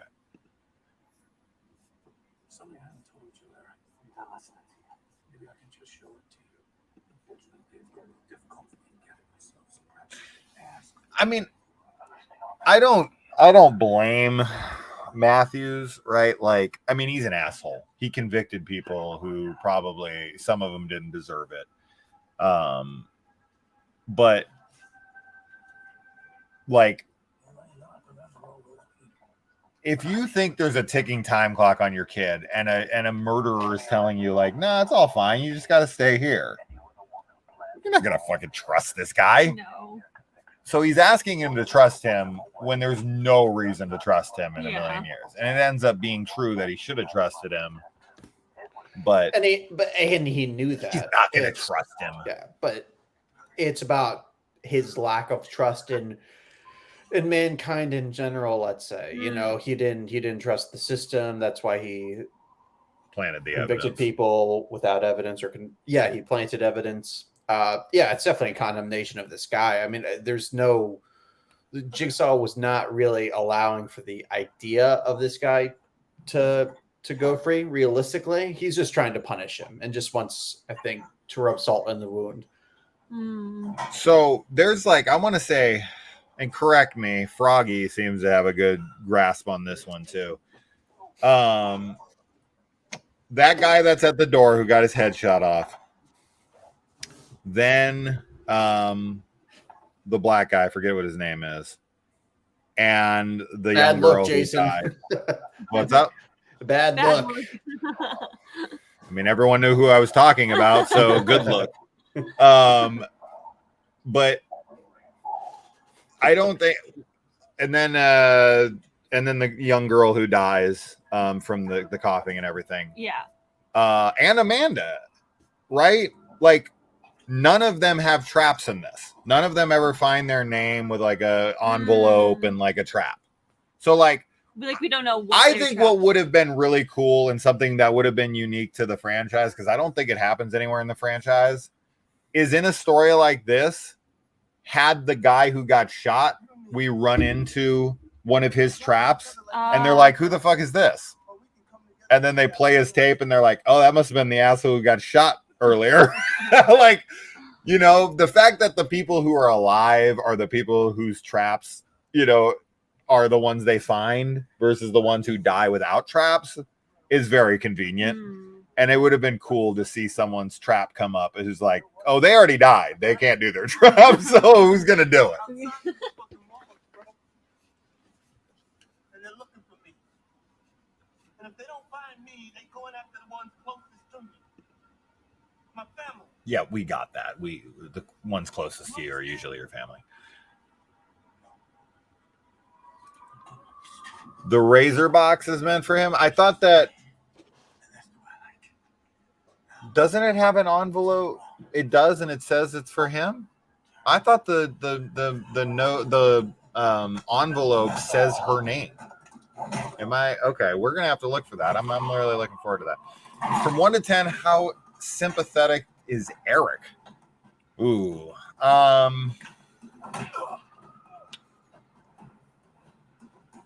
That's a hard one. I'll go with like a 3. 3. Because he's missing his kid, like I'm gonna feel for that to a degree because I'm a dad. Yeah. But Eric's a piece of shit. Yes. He's not a good guy. -5.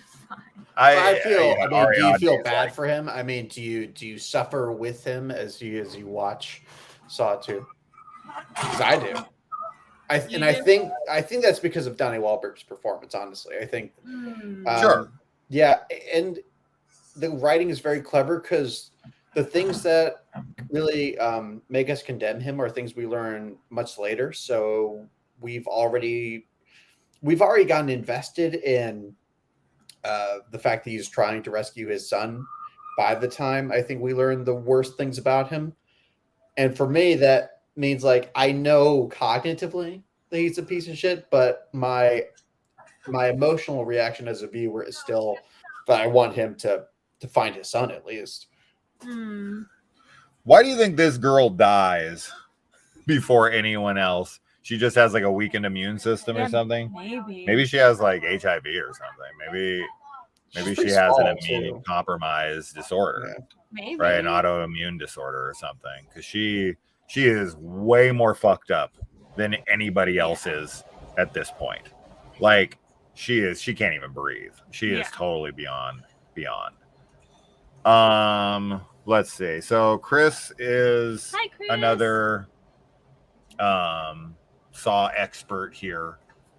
He's definitely a good guy to go to for any of these questions.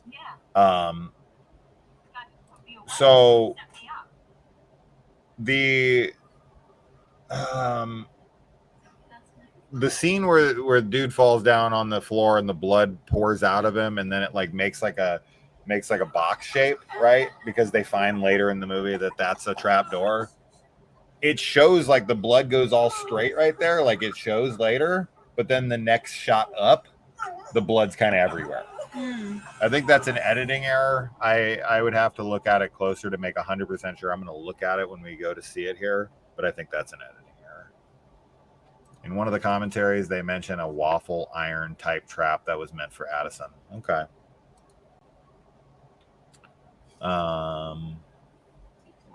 It's definitely because of the conversation with John that makes us latch on to Eric, even though he's an awful person. No, and I think Gabe is right. It's his performance that makes you go, okay, like I don't know. He's one of those guys that only cares because he's getting punished. Right? Yeah. He's not having like a revelation. He's not like having some epiphany because of what Jigsaw's doing. But Jigsaw is just wrong. This shit doesn't work, right? Like Amanda is his proof that it works. And it's like, well, you also put like 70 other people in traps and they all died. Yeah. Right. So it's not like the odds of survival is not very high for these people to be rehabilitated. Okay, let's see here. Whose shoe is that? I want to know.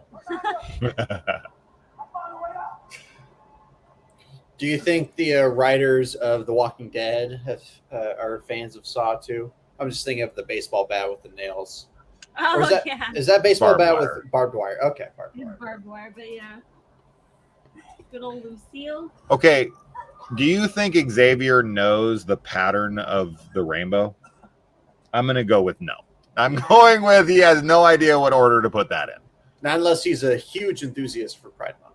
It's just the biggest ally in that whole house. Maybe.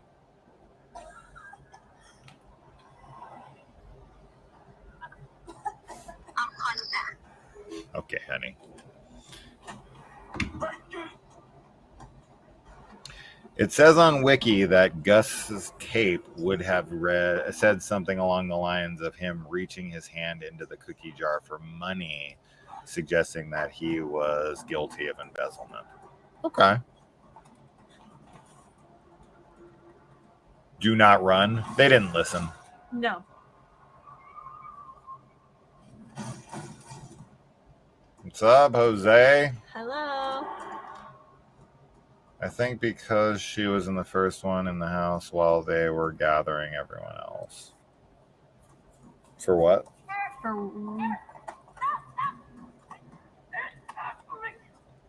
Oh, we tried it your way. This is where he just beats the fuck out of him.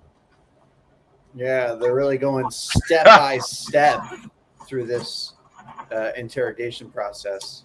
Yeah. Step by step. Okay, all right. Dude. He's just going to beat that tumor out of him. He's cured. So what if he just beats the shit out of him here? He says he can't hurt him more than the cancer. He looks like he's hurting him. He looks like he's like, you know, what can you do to me? I've had cancer. But this is still when Jigsaw was human until the inevitable, what do you call it when you raise somebody up to be almost like a deity or something like superhuman? Like, I feel like there should be a word for that, but but only as it applies to horror movies, because it happens every time with every single villain or icon that gets more than a few movies. You know, it just always happens. See, there's the lock right there at the top. Right there, you can see the lock right here. Get in there, lick it up. Like, what's her plan there? She's just desperate. Yeah. Yeah. Oh, this one's tough too. It just like Gnarly. the peeling back on the Gnarly. wrists and stuff. No, thank you.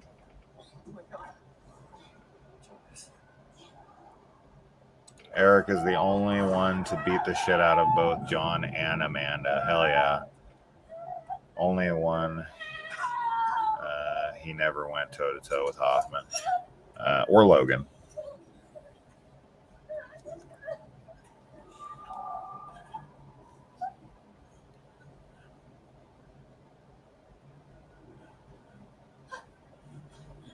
Dude, just hanging there until you bleed out.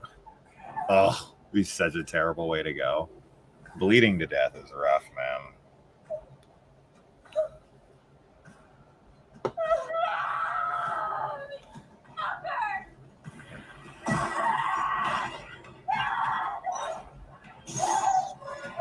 Oh, yeah, bleeding out like that would be so bad. You can just still hear her screaming. Yeah. I wonder how long it would take you to bleed out like that. I don't know. I feel like you would pass out. Well, once she passed out, then all the weight would come down and she would just completely like rip so much of her skin off. Just slide out of them.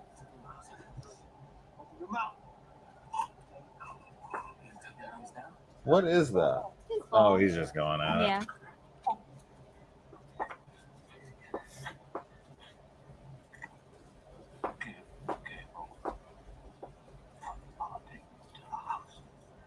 All right.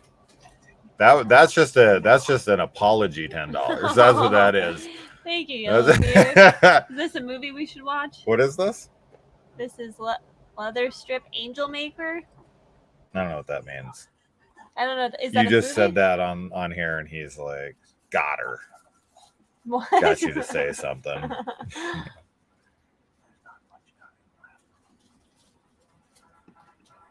That's like all the syllables he needs to record your voice. The 3 seconds of Yeah. what the AI needs now. Yeah. Eric is responsible for John becoming Jigsaw when you think about it. Okay, I'd like you to explain that one. The fact that he's in an elevator is super cool. I feel like this is bullshit. I feel like when you step on an elevator, right, there's going to be some kind of give to it, especially when there's like 10 people in there moving around. That thing would sway a little bit, and they'd be like, what the hell are we in? What was John's plan if when the investigation crew came in and was like looking through all the evidence, if they were like, we got a safe here, we need to get in here, get in our safe, guy, and they opened that safe before the game was up, he'd be like, no, don't open that.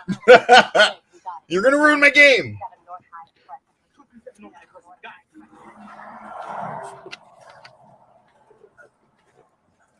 Angel Maker is a good metal band.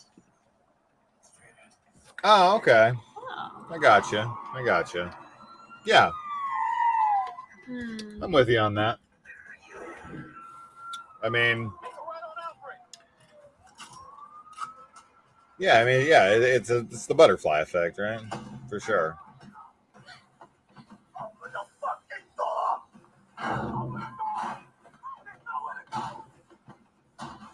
Okay, let me see how the blood lays here when she looks. The way his head pops, because the blood's all splayed out there. The way his head. Oh, okay. We'll just let you in. Yeah, let's just go ahead. We'll let you in. I don't know. Would that do anything? Would that really hold him back?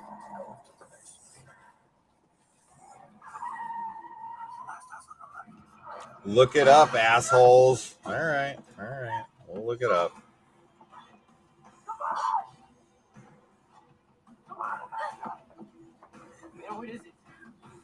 I mean, she's just desperate.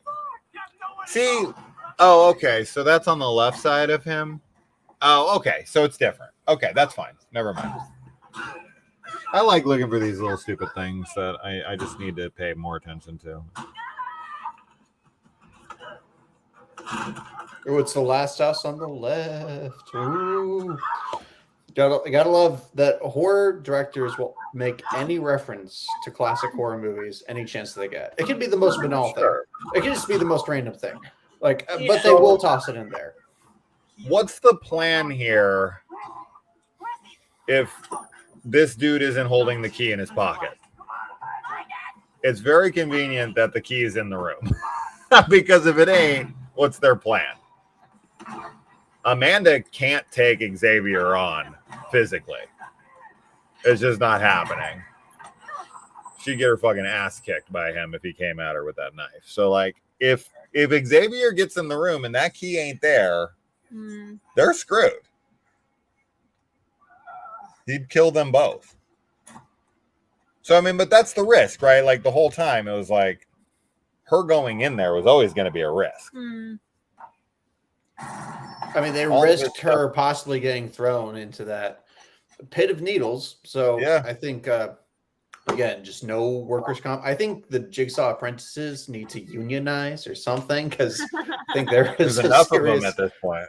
Yeah, 5 and counting. I guess the guy from Spiral isn't an apprentice. He's just a copycat, right? He didn't know Jigsaw. Yeah, right? I thought that was the distinction, because he's okay. like, that's what I thought, but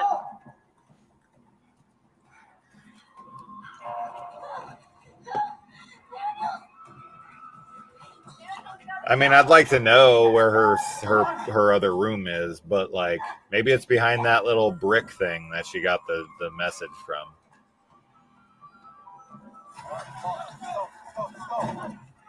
Jigsaw is just buying up every derelict town and house in town, and so Making some games. Okay, I know it's for like a visual reveal, but there's no reason for the house that the SWAT guys go into for there to need to be. Now you can see right there, those doors are not broken. Yeah. Right, so there's your first clue that they're in the wrong house because Xavier broke those doors apart. But regardless, there's no reason for these monitors in the other room. When they walk into this room and they like reveal it with the monitors, there's no reason for that. They just need to press play on the tapes. Now, it's sending a live feed from the VHS tapes that they have. I don't understand. I don't know what VHS? kind of rig they have. Seeing the Saw 2, the Saw 1 bathroom was so cool at the time. I mean, I know it's been used like 6 times in the franchise now. And we do see it in the trailer for Saw X for like a second. So we will be seeing it again. I think, Chris, or Froggy, I think it's in Saw like 6 or something. They actually use the bathroom from like Scary Movie 4.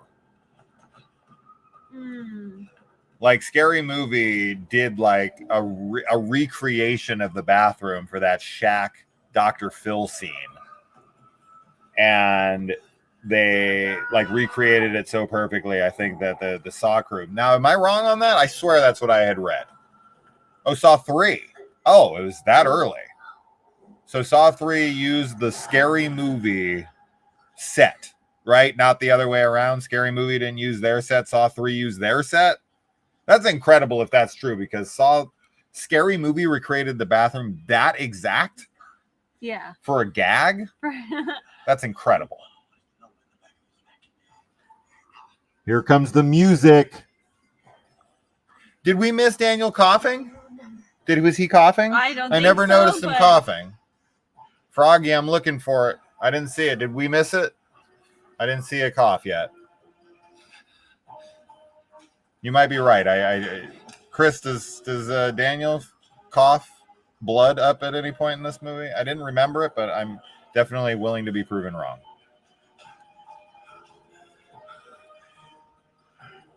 I don't know what happened to Gabe. He was like, I'm fucking out. I don't know what happened either. And this is like during the big moment. I know. I wonder if he might have just had to step away for a moment. Even she's like, dude, this guy's hardcore.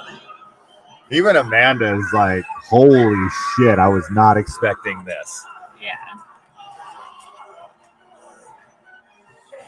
I love that he pockets it. That's like my favorite shit ever, is that he puts it in his pocket. Because I'm gonna get that put back on. He coughs after he first gets in there. Okay, correct. The blood comes out when he first gets there. In the bathroom. It's when they first enter the bathroom and he sits down. Okay, I didn't see it. I was talking and yapping. Okay. So, yeah, I wonder.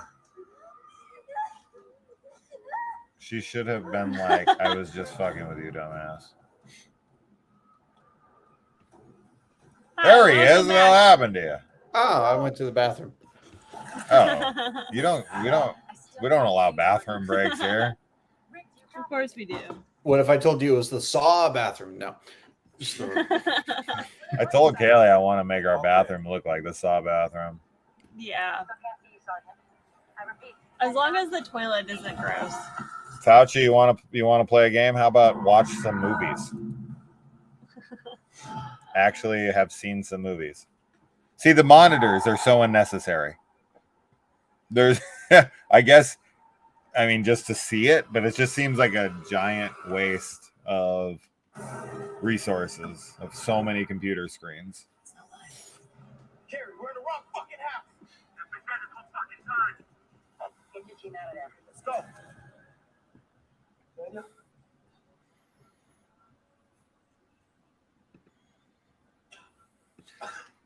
Yeah, I mean the younger one, the youngest one next to him though, is the one who shows the most symptoms.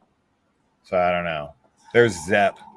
I don't know why Zepp's head is on top of the Why is it? Is his head laying on the top of the toilet thing? I don't know. Because he beat him to death with that, and then what? Propped it under his head as a pillow. Here's a pillow.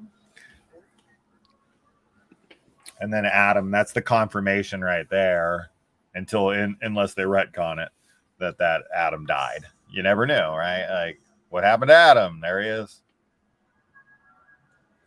Oh my God, starving to death? Yeah. That would be such a rough death. I mean, what's the plan here if Matthews just pops a bullet? Yeah. You get shot. That's the plan. So yeah, I mean, of course, the Saw movies are all about convenience, but it's plausible convenience, right? It's like that 0.01% chance. I don't care. It's still plausible. So as long as it's plausible, I don't care. Jigsaw's just a master at dictating what people are going to do. I can buy it. Why not?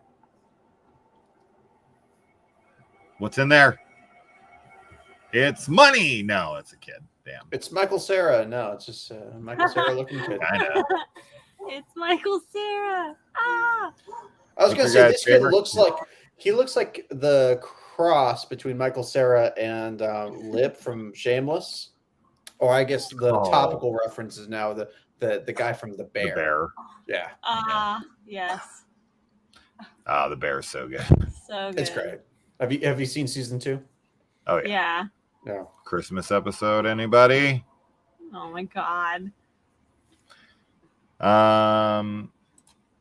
If I were in Saw bathroom and escaped, I would take a shower for like 3 hours straight. Yeah, pretty much. Oh, yeah, it's a nasty bathroom. Dude, my old apartment had a bathroom about that bad, so Ew. I don't know. What's your favorite kill in the Saw series? I don't know. My favorite kill is probably the horsepower. That's the one with the skinhead. That's the one with the skinheads. That one's really With good. Chester Bennington, right? Yeah. Yeah. one's really, Him really good. like there's just so much that happens there. That guy gets his arms and his jaw ripped off. The girl gets her face crushed by the tires spinning, and then he gets his back ripped off going through the windshield. All of that is such fantastic gore. Yeah. What's the one where I think it's in Saw 6 with like the pigs, like the dead pig bodies? That's 3, The man. 3, sorry. Damn, you're way ahead. I don't know. No, I it's don't know okay. but that one grosses me out a lot. Well, my favorite of a sequence, you can't call this a kill. It's multiple kills, but the best sequence, I think, is that carousel in Saw 6. Yeah, that's the best trap in the franchise. Yeah. Agreed. That's my favorite as well. The carousel trap that's my favorite trap. But there's nothing interesting about the kill, right? It's just a shotgun to the chest and blood comes out their back. So it's not all that interesting of a kill, but it is my favorite trap. And that guy is my favorite performance in the entire franchise. You look at me when you're killing me. Oh. I love that guy. That guy makes me laugh every time, but also almost cry because he like starts to cry when he says it. I think it's a great performance. Yeah. For a guy that's only in it for maybe 5 minutes.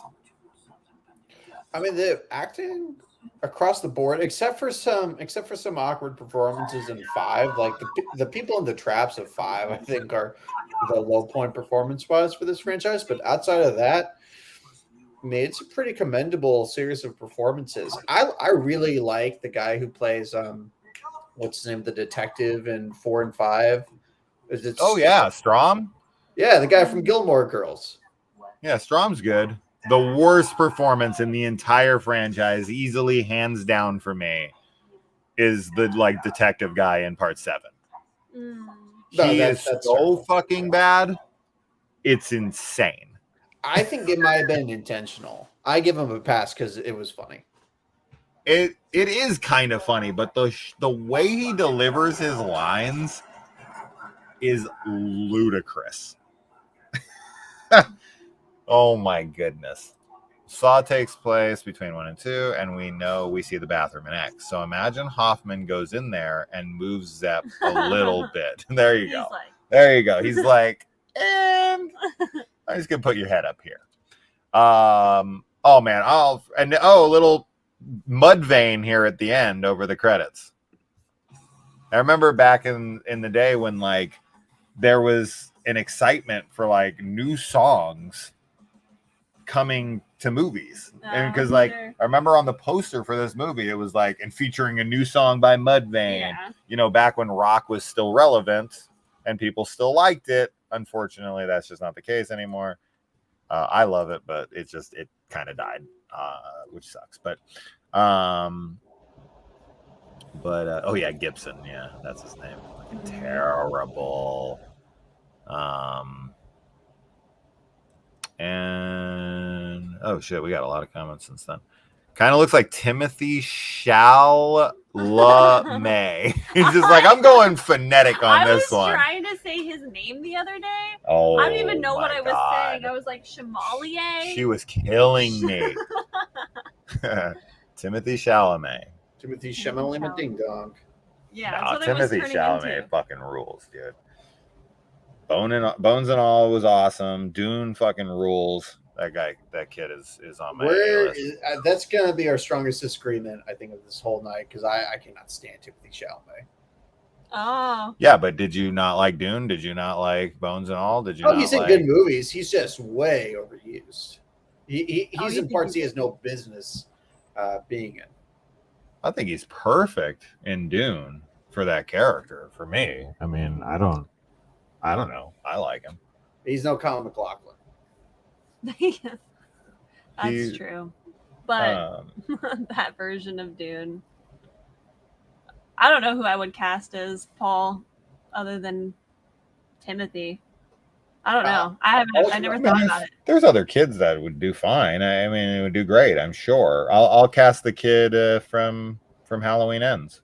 Corey Cunningham. There you go. That's a great performance, and I hope that he goes on to do more, because it's not his fault that people hate that movie. That's one of our recent episodes, by the way. I mean, I don't know I know you guys are pro Halloween Ends. I don't know how your audience feels, but we did a live stream defending the movie with Tony from Flopbuster. So you guys can go check that out if you want to see more people preaching the truth. Yes. About that movie. I mean, with Halloween, I'm a total contrarian. Like, whatever the popular consensus is about the movie, I guess I'm at the opposite end. You know, whether it be the Rob Zombie stuff, Halloween Ends, Halloween 3. So Gabe hates Halloween 1978. Confirmed. I don't love it. I'll just be honest. I don't love it. Yeah. Yeah, you are a contrarian. That's and you are now off the channel. Just kidding. I'm a Rob Zombie stan, and I'm a Rob Zombie apologist. What are we missing here? I don't know. I'm going the down. The one with Roderick from Diary of a Wimpy Kid, sulfuric acid injection. Yeah. Oh, for the kills. I can. You son of a bitch, killed my father. Love that one. Saw blades between the fingers up into the forearm kill. The saw blades between the last trap and Saw 5 when the last two put their hands in there and they're like his arms all flayed out. We get to see him. He returns in Saw 7. He's one of the guys in the Saw Survivor group. Yeah, my favorite non-trap is the swinging pendulum from the beginning of 5. Obviously, it's not really a trap. It's not a real. No, but if you were asking me my favorite kill on an individual, yeah, that's got to be it. That was pretty gnarly. Pit in the pendulum. Yeah, it evokes classic literature. It makes me feel just a little smart as I watch that guy get his entire guts spilled on the floor. I just like that it like throws his guts around. Yeah. Let's see.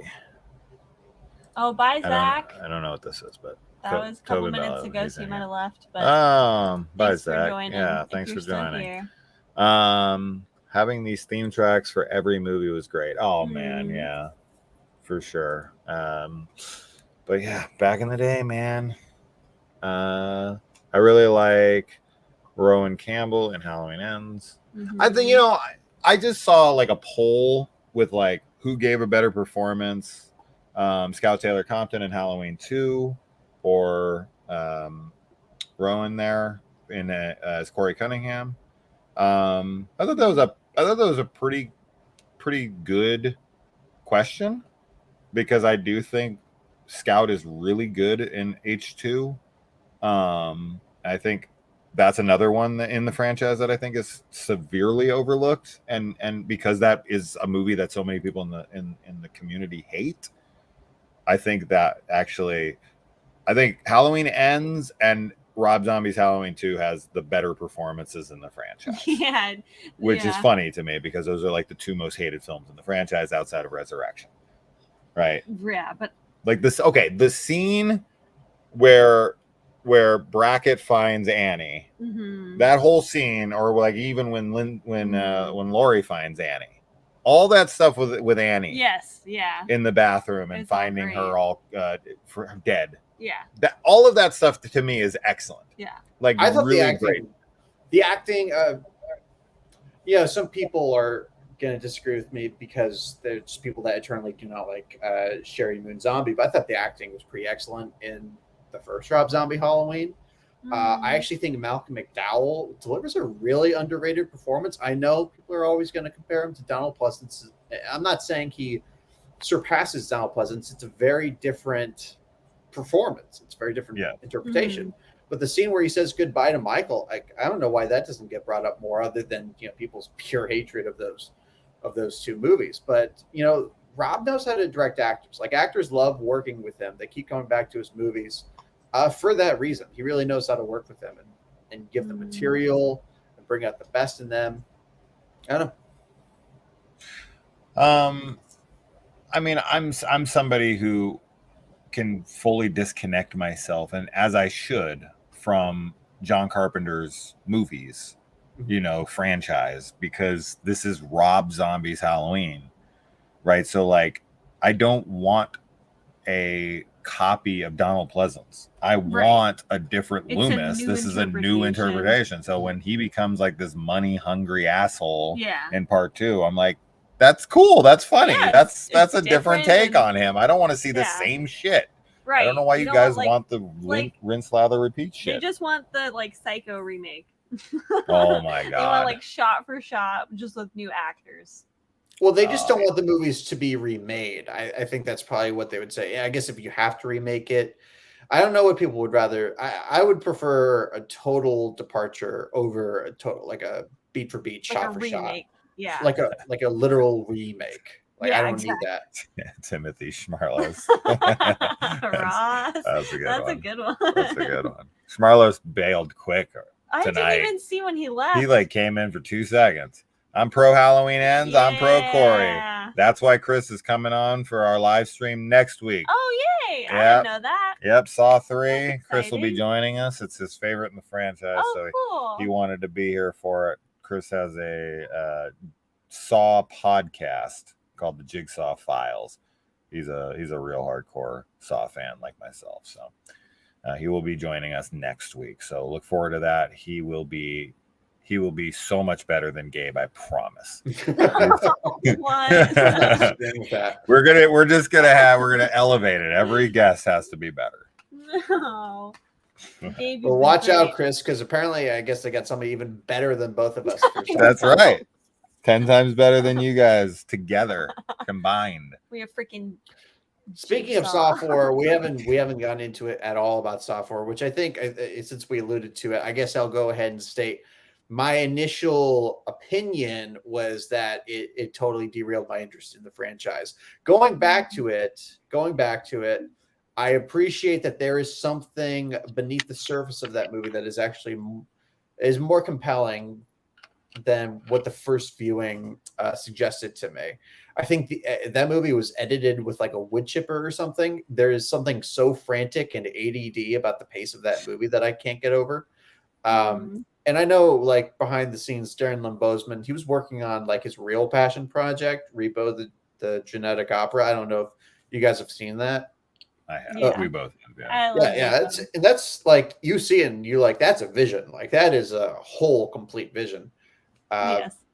Yeah, and then like the twist of Saw 4 is, I mean, it's clever, but it doesn't like.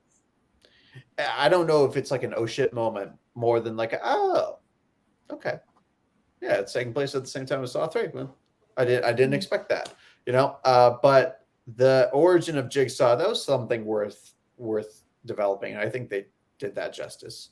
But there's not a single trap in that movie that I like or that I thought was very clever. I think my least favorite trap is probably the very first one between those two guys who are chained up. One has his eyes, so like that whole thing. That's probably my least favorite.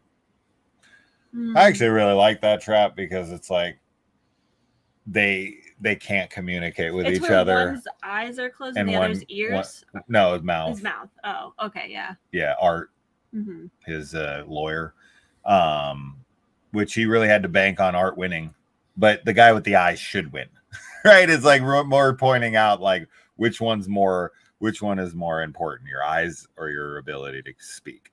And it's definitely your eyes. When it comes to a fight, you don't need to be able to speak to fight. You need to be able to fucking see. Unless you're Jean-Claude Van Damme, and then you can fucking just close your eyes and still beat the shit out of people. So, yeah, you know, we're not all Jean-Claude Van Damme. Okay, we got some Halloween Kills plus Halloween Ends is greater than Halloween in 2018. So, is Halloween Kills or Halloween Ends on their own better than Halloween 2018, or do you have to put both of them together for it to surpass Halloween? Are you saying? Aren't they saying Kills plus and Ends individually are better? Is it individually or is it together that they're better? Yeah, I'm reading that as like. And then Ross follows here. Ah. Halloween 2018 plus Halloween Kills. So that's kind of unfair that two movies combined take on one movie. That just doesn't seem fair. Like Lord of the Rings, Fellowship of the Ring, plus Two Towers, greater than Return of the Living Dead. Return of the Living Dead is what I was going to say there. Return of the King. It's like, wait, what? It's that meme of that lady with the like algebra going across the screen. Whatever. I like when Anna, who killed her baby, accidentally shoots herself in Jigsaw. Yeah. Outside of the shotgun carousel, I'd say the knife chair from 4. The knife chair is the knife chair in 4? I thought Cecil's knife chair was in 5. I don't know. I think that's in 4. Is that in 4? That's Cecil's. I love that one. That one's gnarly. To push your face against like, you know, really taut knives and have to like push against the springs. And then he like goes in and then stops and comes back and then does it again. I'm like, bro, you got to commit. You just got to commit. You can't give up. You got to go in and you got to just do it. Now, I've asked, and we've talked about this. Chris and I have actually had this conversation. Does Jigsaw's trap in part 4, the knife trap, does the chair just break, or is that the mechanism when he springs it? Does it let him out by breaking the chair? No, it breaks. I think the chair just breaks. I think it's a fuck up of the trap, and the chair accidentally breaks. No, it breaks because Jigsaw makes a note to fix the chair. I agree. Yeah, after I agree. Chris had said he'd never even. If I remember, Chris, I don't want to put words in your mouth, just my penis. I think you said that you were like, oh, I didn't even think of that. I thought that was him springing the trap to end it. Scout had more emotions. She was asked to sell, so I go for her. Dude, I don't know, man. Corey's awesome. Allison is also excellent in Halloween Ends as well. So I just love Ends. Bracket where he finds Annie. Oh my god, that is such an intense scene. I mean, that's a little Academy Award nominee in that scene, Brad Dourif. So no, I mean, again, great acting across the board. I really respect the performances in Ends. I think there's a plateau that happens in the third act in Ends where all the characters just stop getting interesting for me, as opposed to reaching this emotional climax. So I'm gonna give the edge to Scout. Plus, I just like adore her version of Lori, and I'm not biased just because I met her, which I did. I met her at the pre-release game for the the pre-release party for the new Texas Chainsaw Massacre game, of which she is a voice actor for. Yeah, Right? yeah, I saw that she did some. That's super cool. I'm not just biased because I slept with her. Just I love that. to my wife, who might be watching this. No. That did not happen.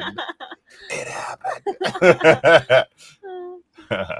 I love that Jeff doesn't have to physically harm himself during the pig bat trap, but instead it's more of an emotional and cycle. Yeah, no, 100%. That's great. We'll talk more about 3 when we get there next week.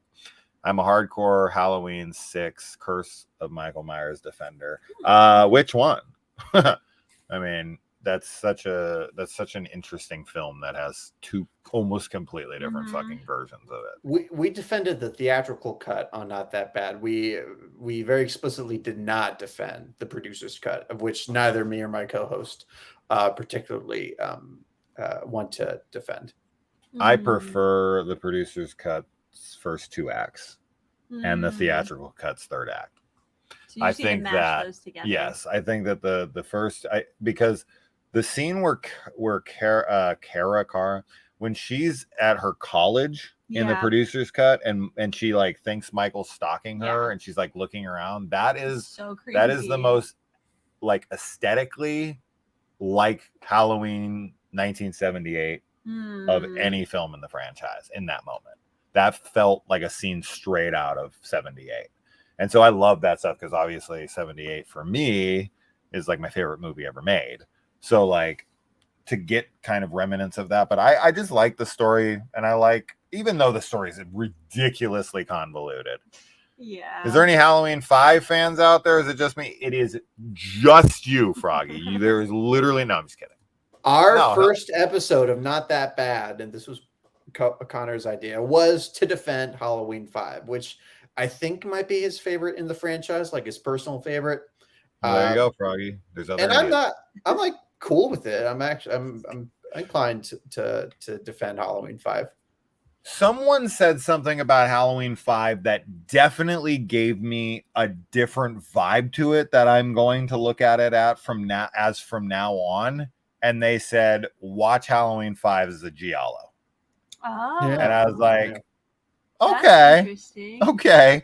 I can buy into that. The European art house influence is definitely there. Very much so. I hate the mask. Yeah, I was gonna say the mask. I hate. There's definitely a good amount of that movie I hate, but the laundry chute chase scene is one of the best in the entire franchise. I will absolutely always sing its praises for that scene. That scene fucking rules. There's some really cool shots in the movie. I don't hate Halloween 5. It's a very mid film for me. There's things I really don't like about it. I don't like how they disrespect Rachel's character and kill her off so like casually. I'm okay with like the shock of it, but I just think there's a better way to do it in her having some kind of shocking death. I just think that was a really lame way to kill her. And then to replace her with Tina, basically, it's like to. I fucking love Tina. I am. Oh, you love Tina. I love Tina. I love Tina. So, the thing that gets the most hate, and even Connor and I did not go out of our way to defend Tina. Like that's actually something that you love. That's interesting. Yeah. I mean, no, let me tell you, I admire the energy that she brings. I mean, she provokes reaction. Is it a good reaction? It depends who you ask. But the actress Wendy Kaplan, she brought it. I 2 things on that. Number 1, I have always stated, and I stick by, that Tina did not die. And number 2, Kaylee always has to randomly listen to me going through the house going bum ba dum bum ba dum bum ba dum bum ba dum bum ba dum. It's true. I fucking love her. I think she's hot. I think she's funny. I love Tina. I'm a Tina fan, and I'll defend her for sure. Every live stream has to mention Halloween. It's unintentional. Yeah.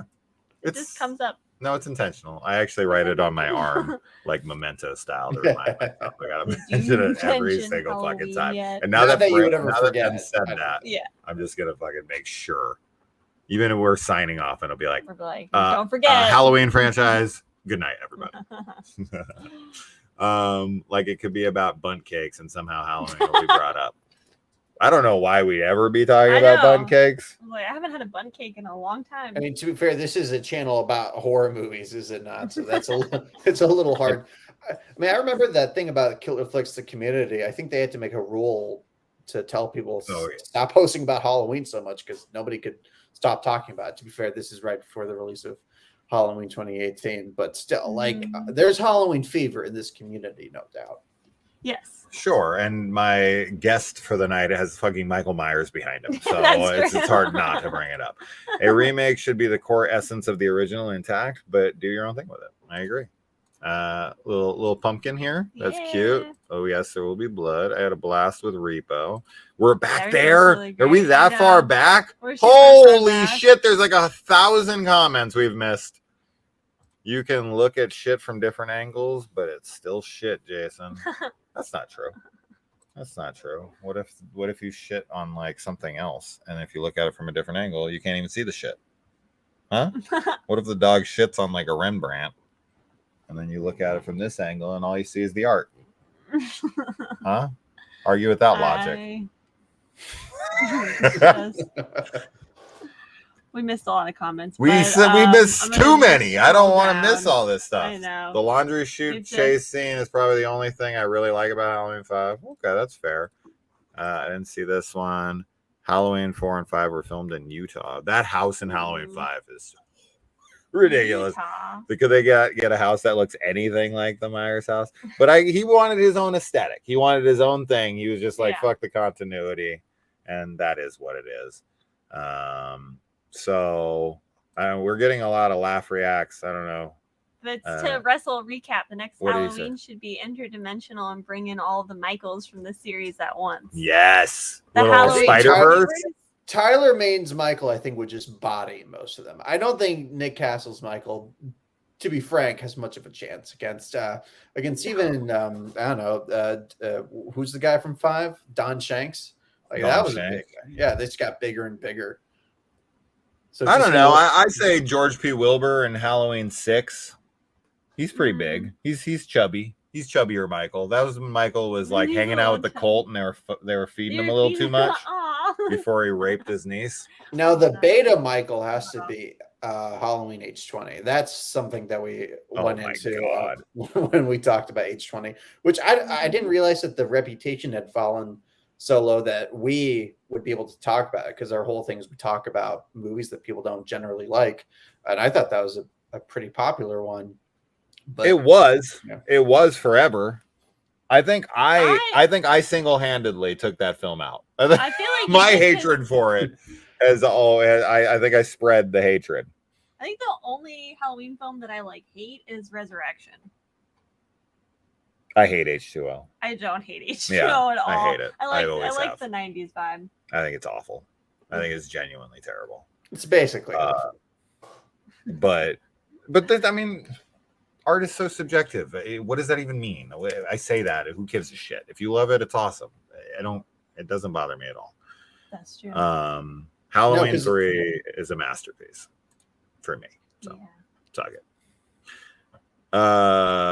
Michael does suck in H2O. I hate the mask, the 4 masks, the fucking CGI mask. There's so many masks in that. Michael has a fro at one point. I don't know what the hell is going on in that movie with the masks. And then Chris, the guy who plays Michael, just awful. Just he looks so wimpy. Right? I know they were trying to go for more of like a classic Nick Castle build on him. Yeah. But I don't like him at all.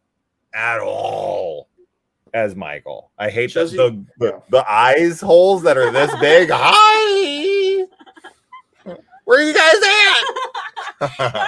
Why are his eye holes this big? Why are they so big? that shot of him getting kicked in the nuts and then his eyes just opening wide, like there's a laugh track that's about to play. That kind of sinks the movie irreversibly for me. Now all we're talking about is Halloween. know, Now it's like, just turned the into first fuck Saw Saw. watch Yeah, it's party. like Saw watch party, Halloween. Fucking talk this guy. So, anyways, those are the devil's eyes. Those are the devil's Those eyes. are After the he got devil's kicked eyes. in the devil's, I don't know, bird box. I'm heading to bed. Thank you, Allie. All right, Allie, we're thank gonna you. we got 100 friggin' reviews to do tonight, so we got to be done. Do? Yeah, we got a lot. Sorry, babe. We have Found Footage Friday that's supposed to be up, and we have to have it up in the next 3 hours. Otherwise, people are going to be like, false advertising. It's Saturday. For some people, it already is. So we already failed. We suck. Well, you can blame it on me. I didn't mean to keep you guys up with all this. No, that's Halloween fine. talk. It's 2 hours and 15 minutes. That's a usual No. live stream. That's fine.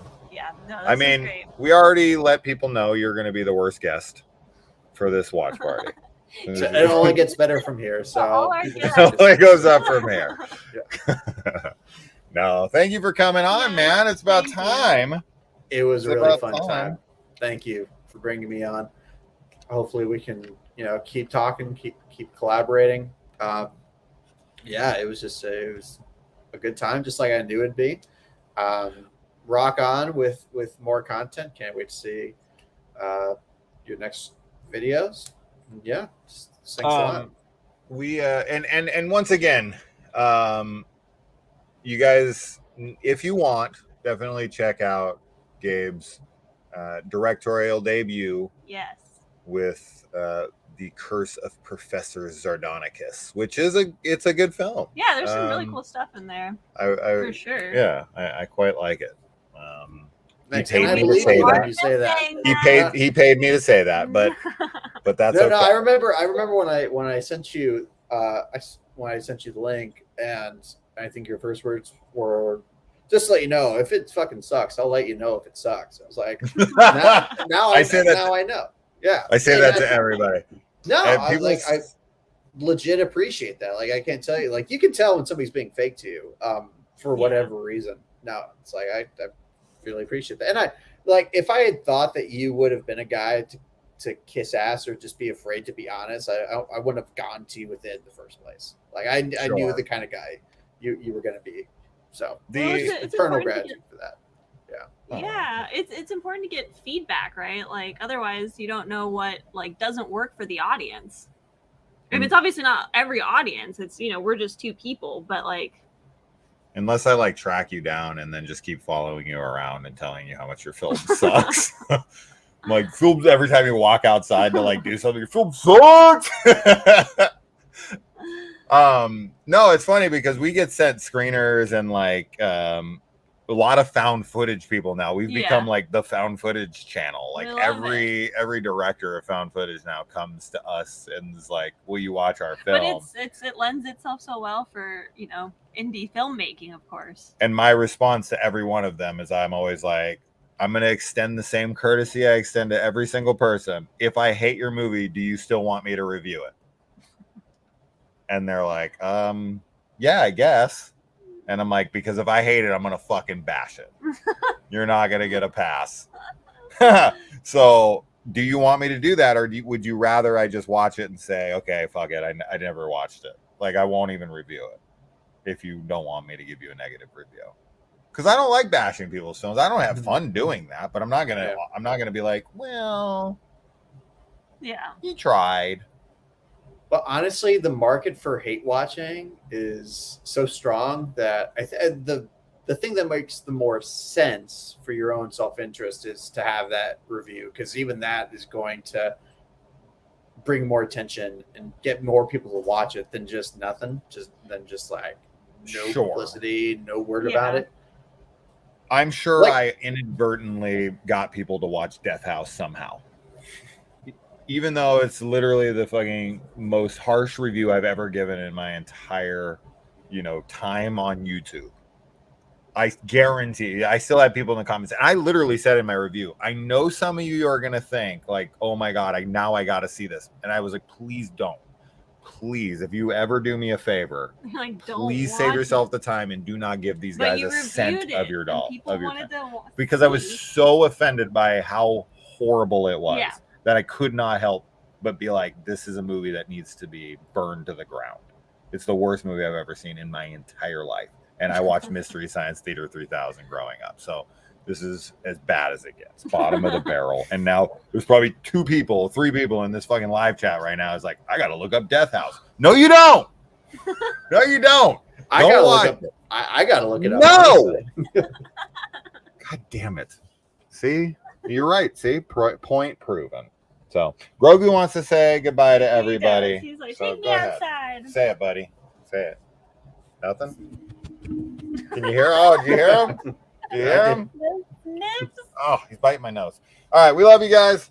And Gabe, stick around for 2 seconds. We're going to end this broadcast. Sign out. Check out his film. Yes. And And the Not That Bad podcast available Yes. on all podcasting platforms. We talk a lot of horror there. Yeah, check that out too. All right. Thanks, Froggy, for all your Saw Yeah, knowledge. thank And you. Chris, we'll It was see you great. next week. Everybody else, bye. Bye, guys.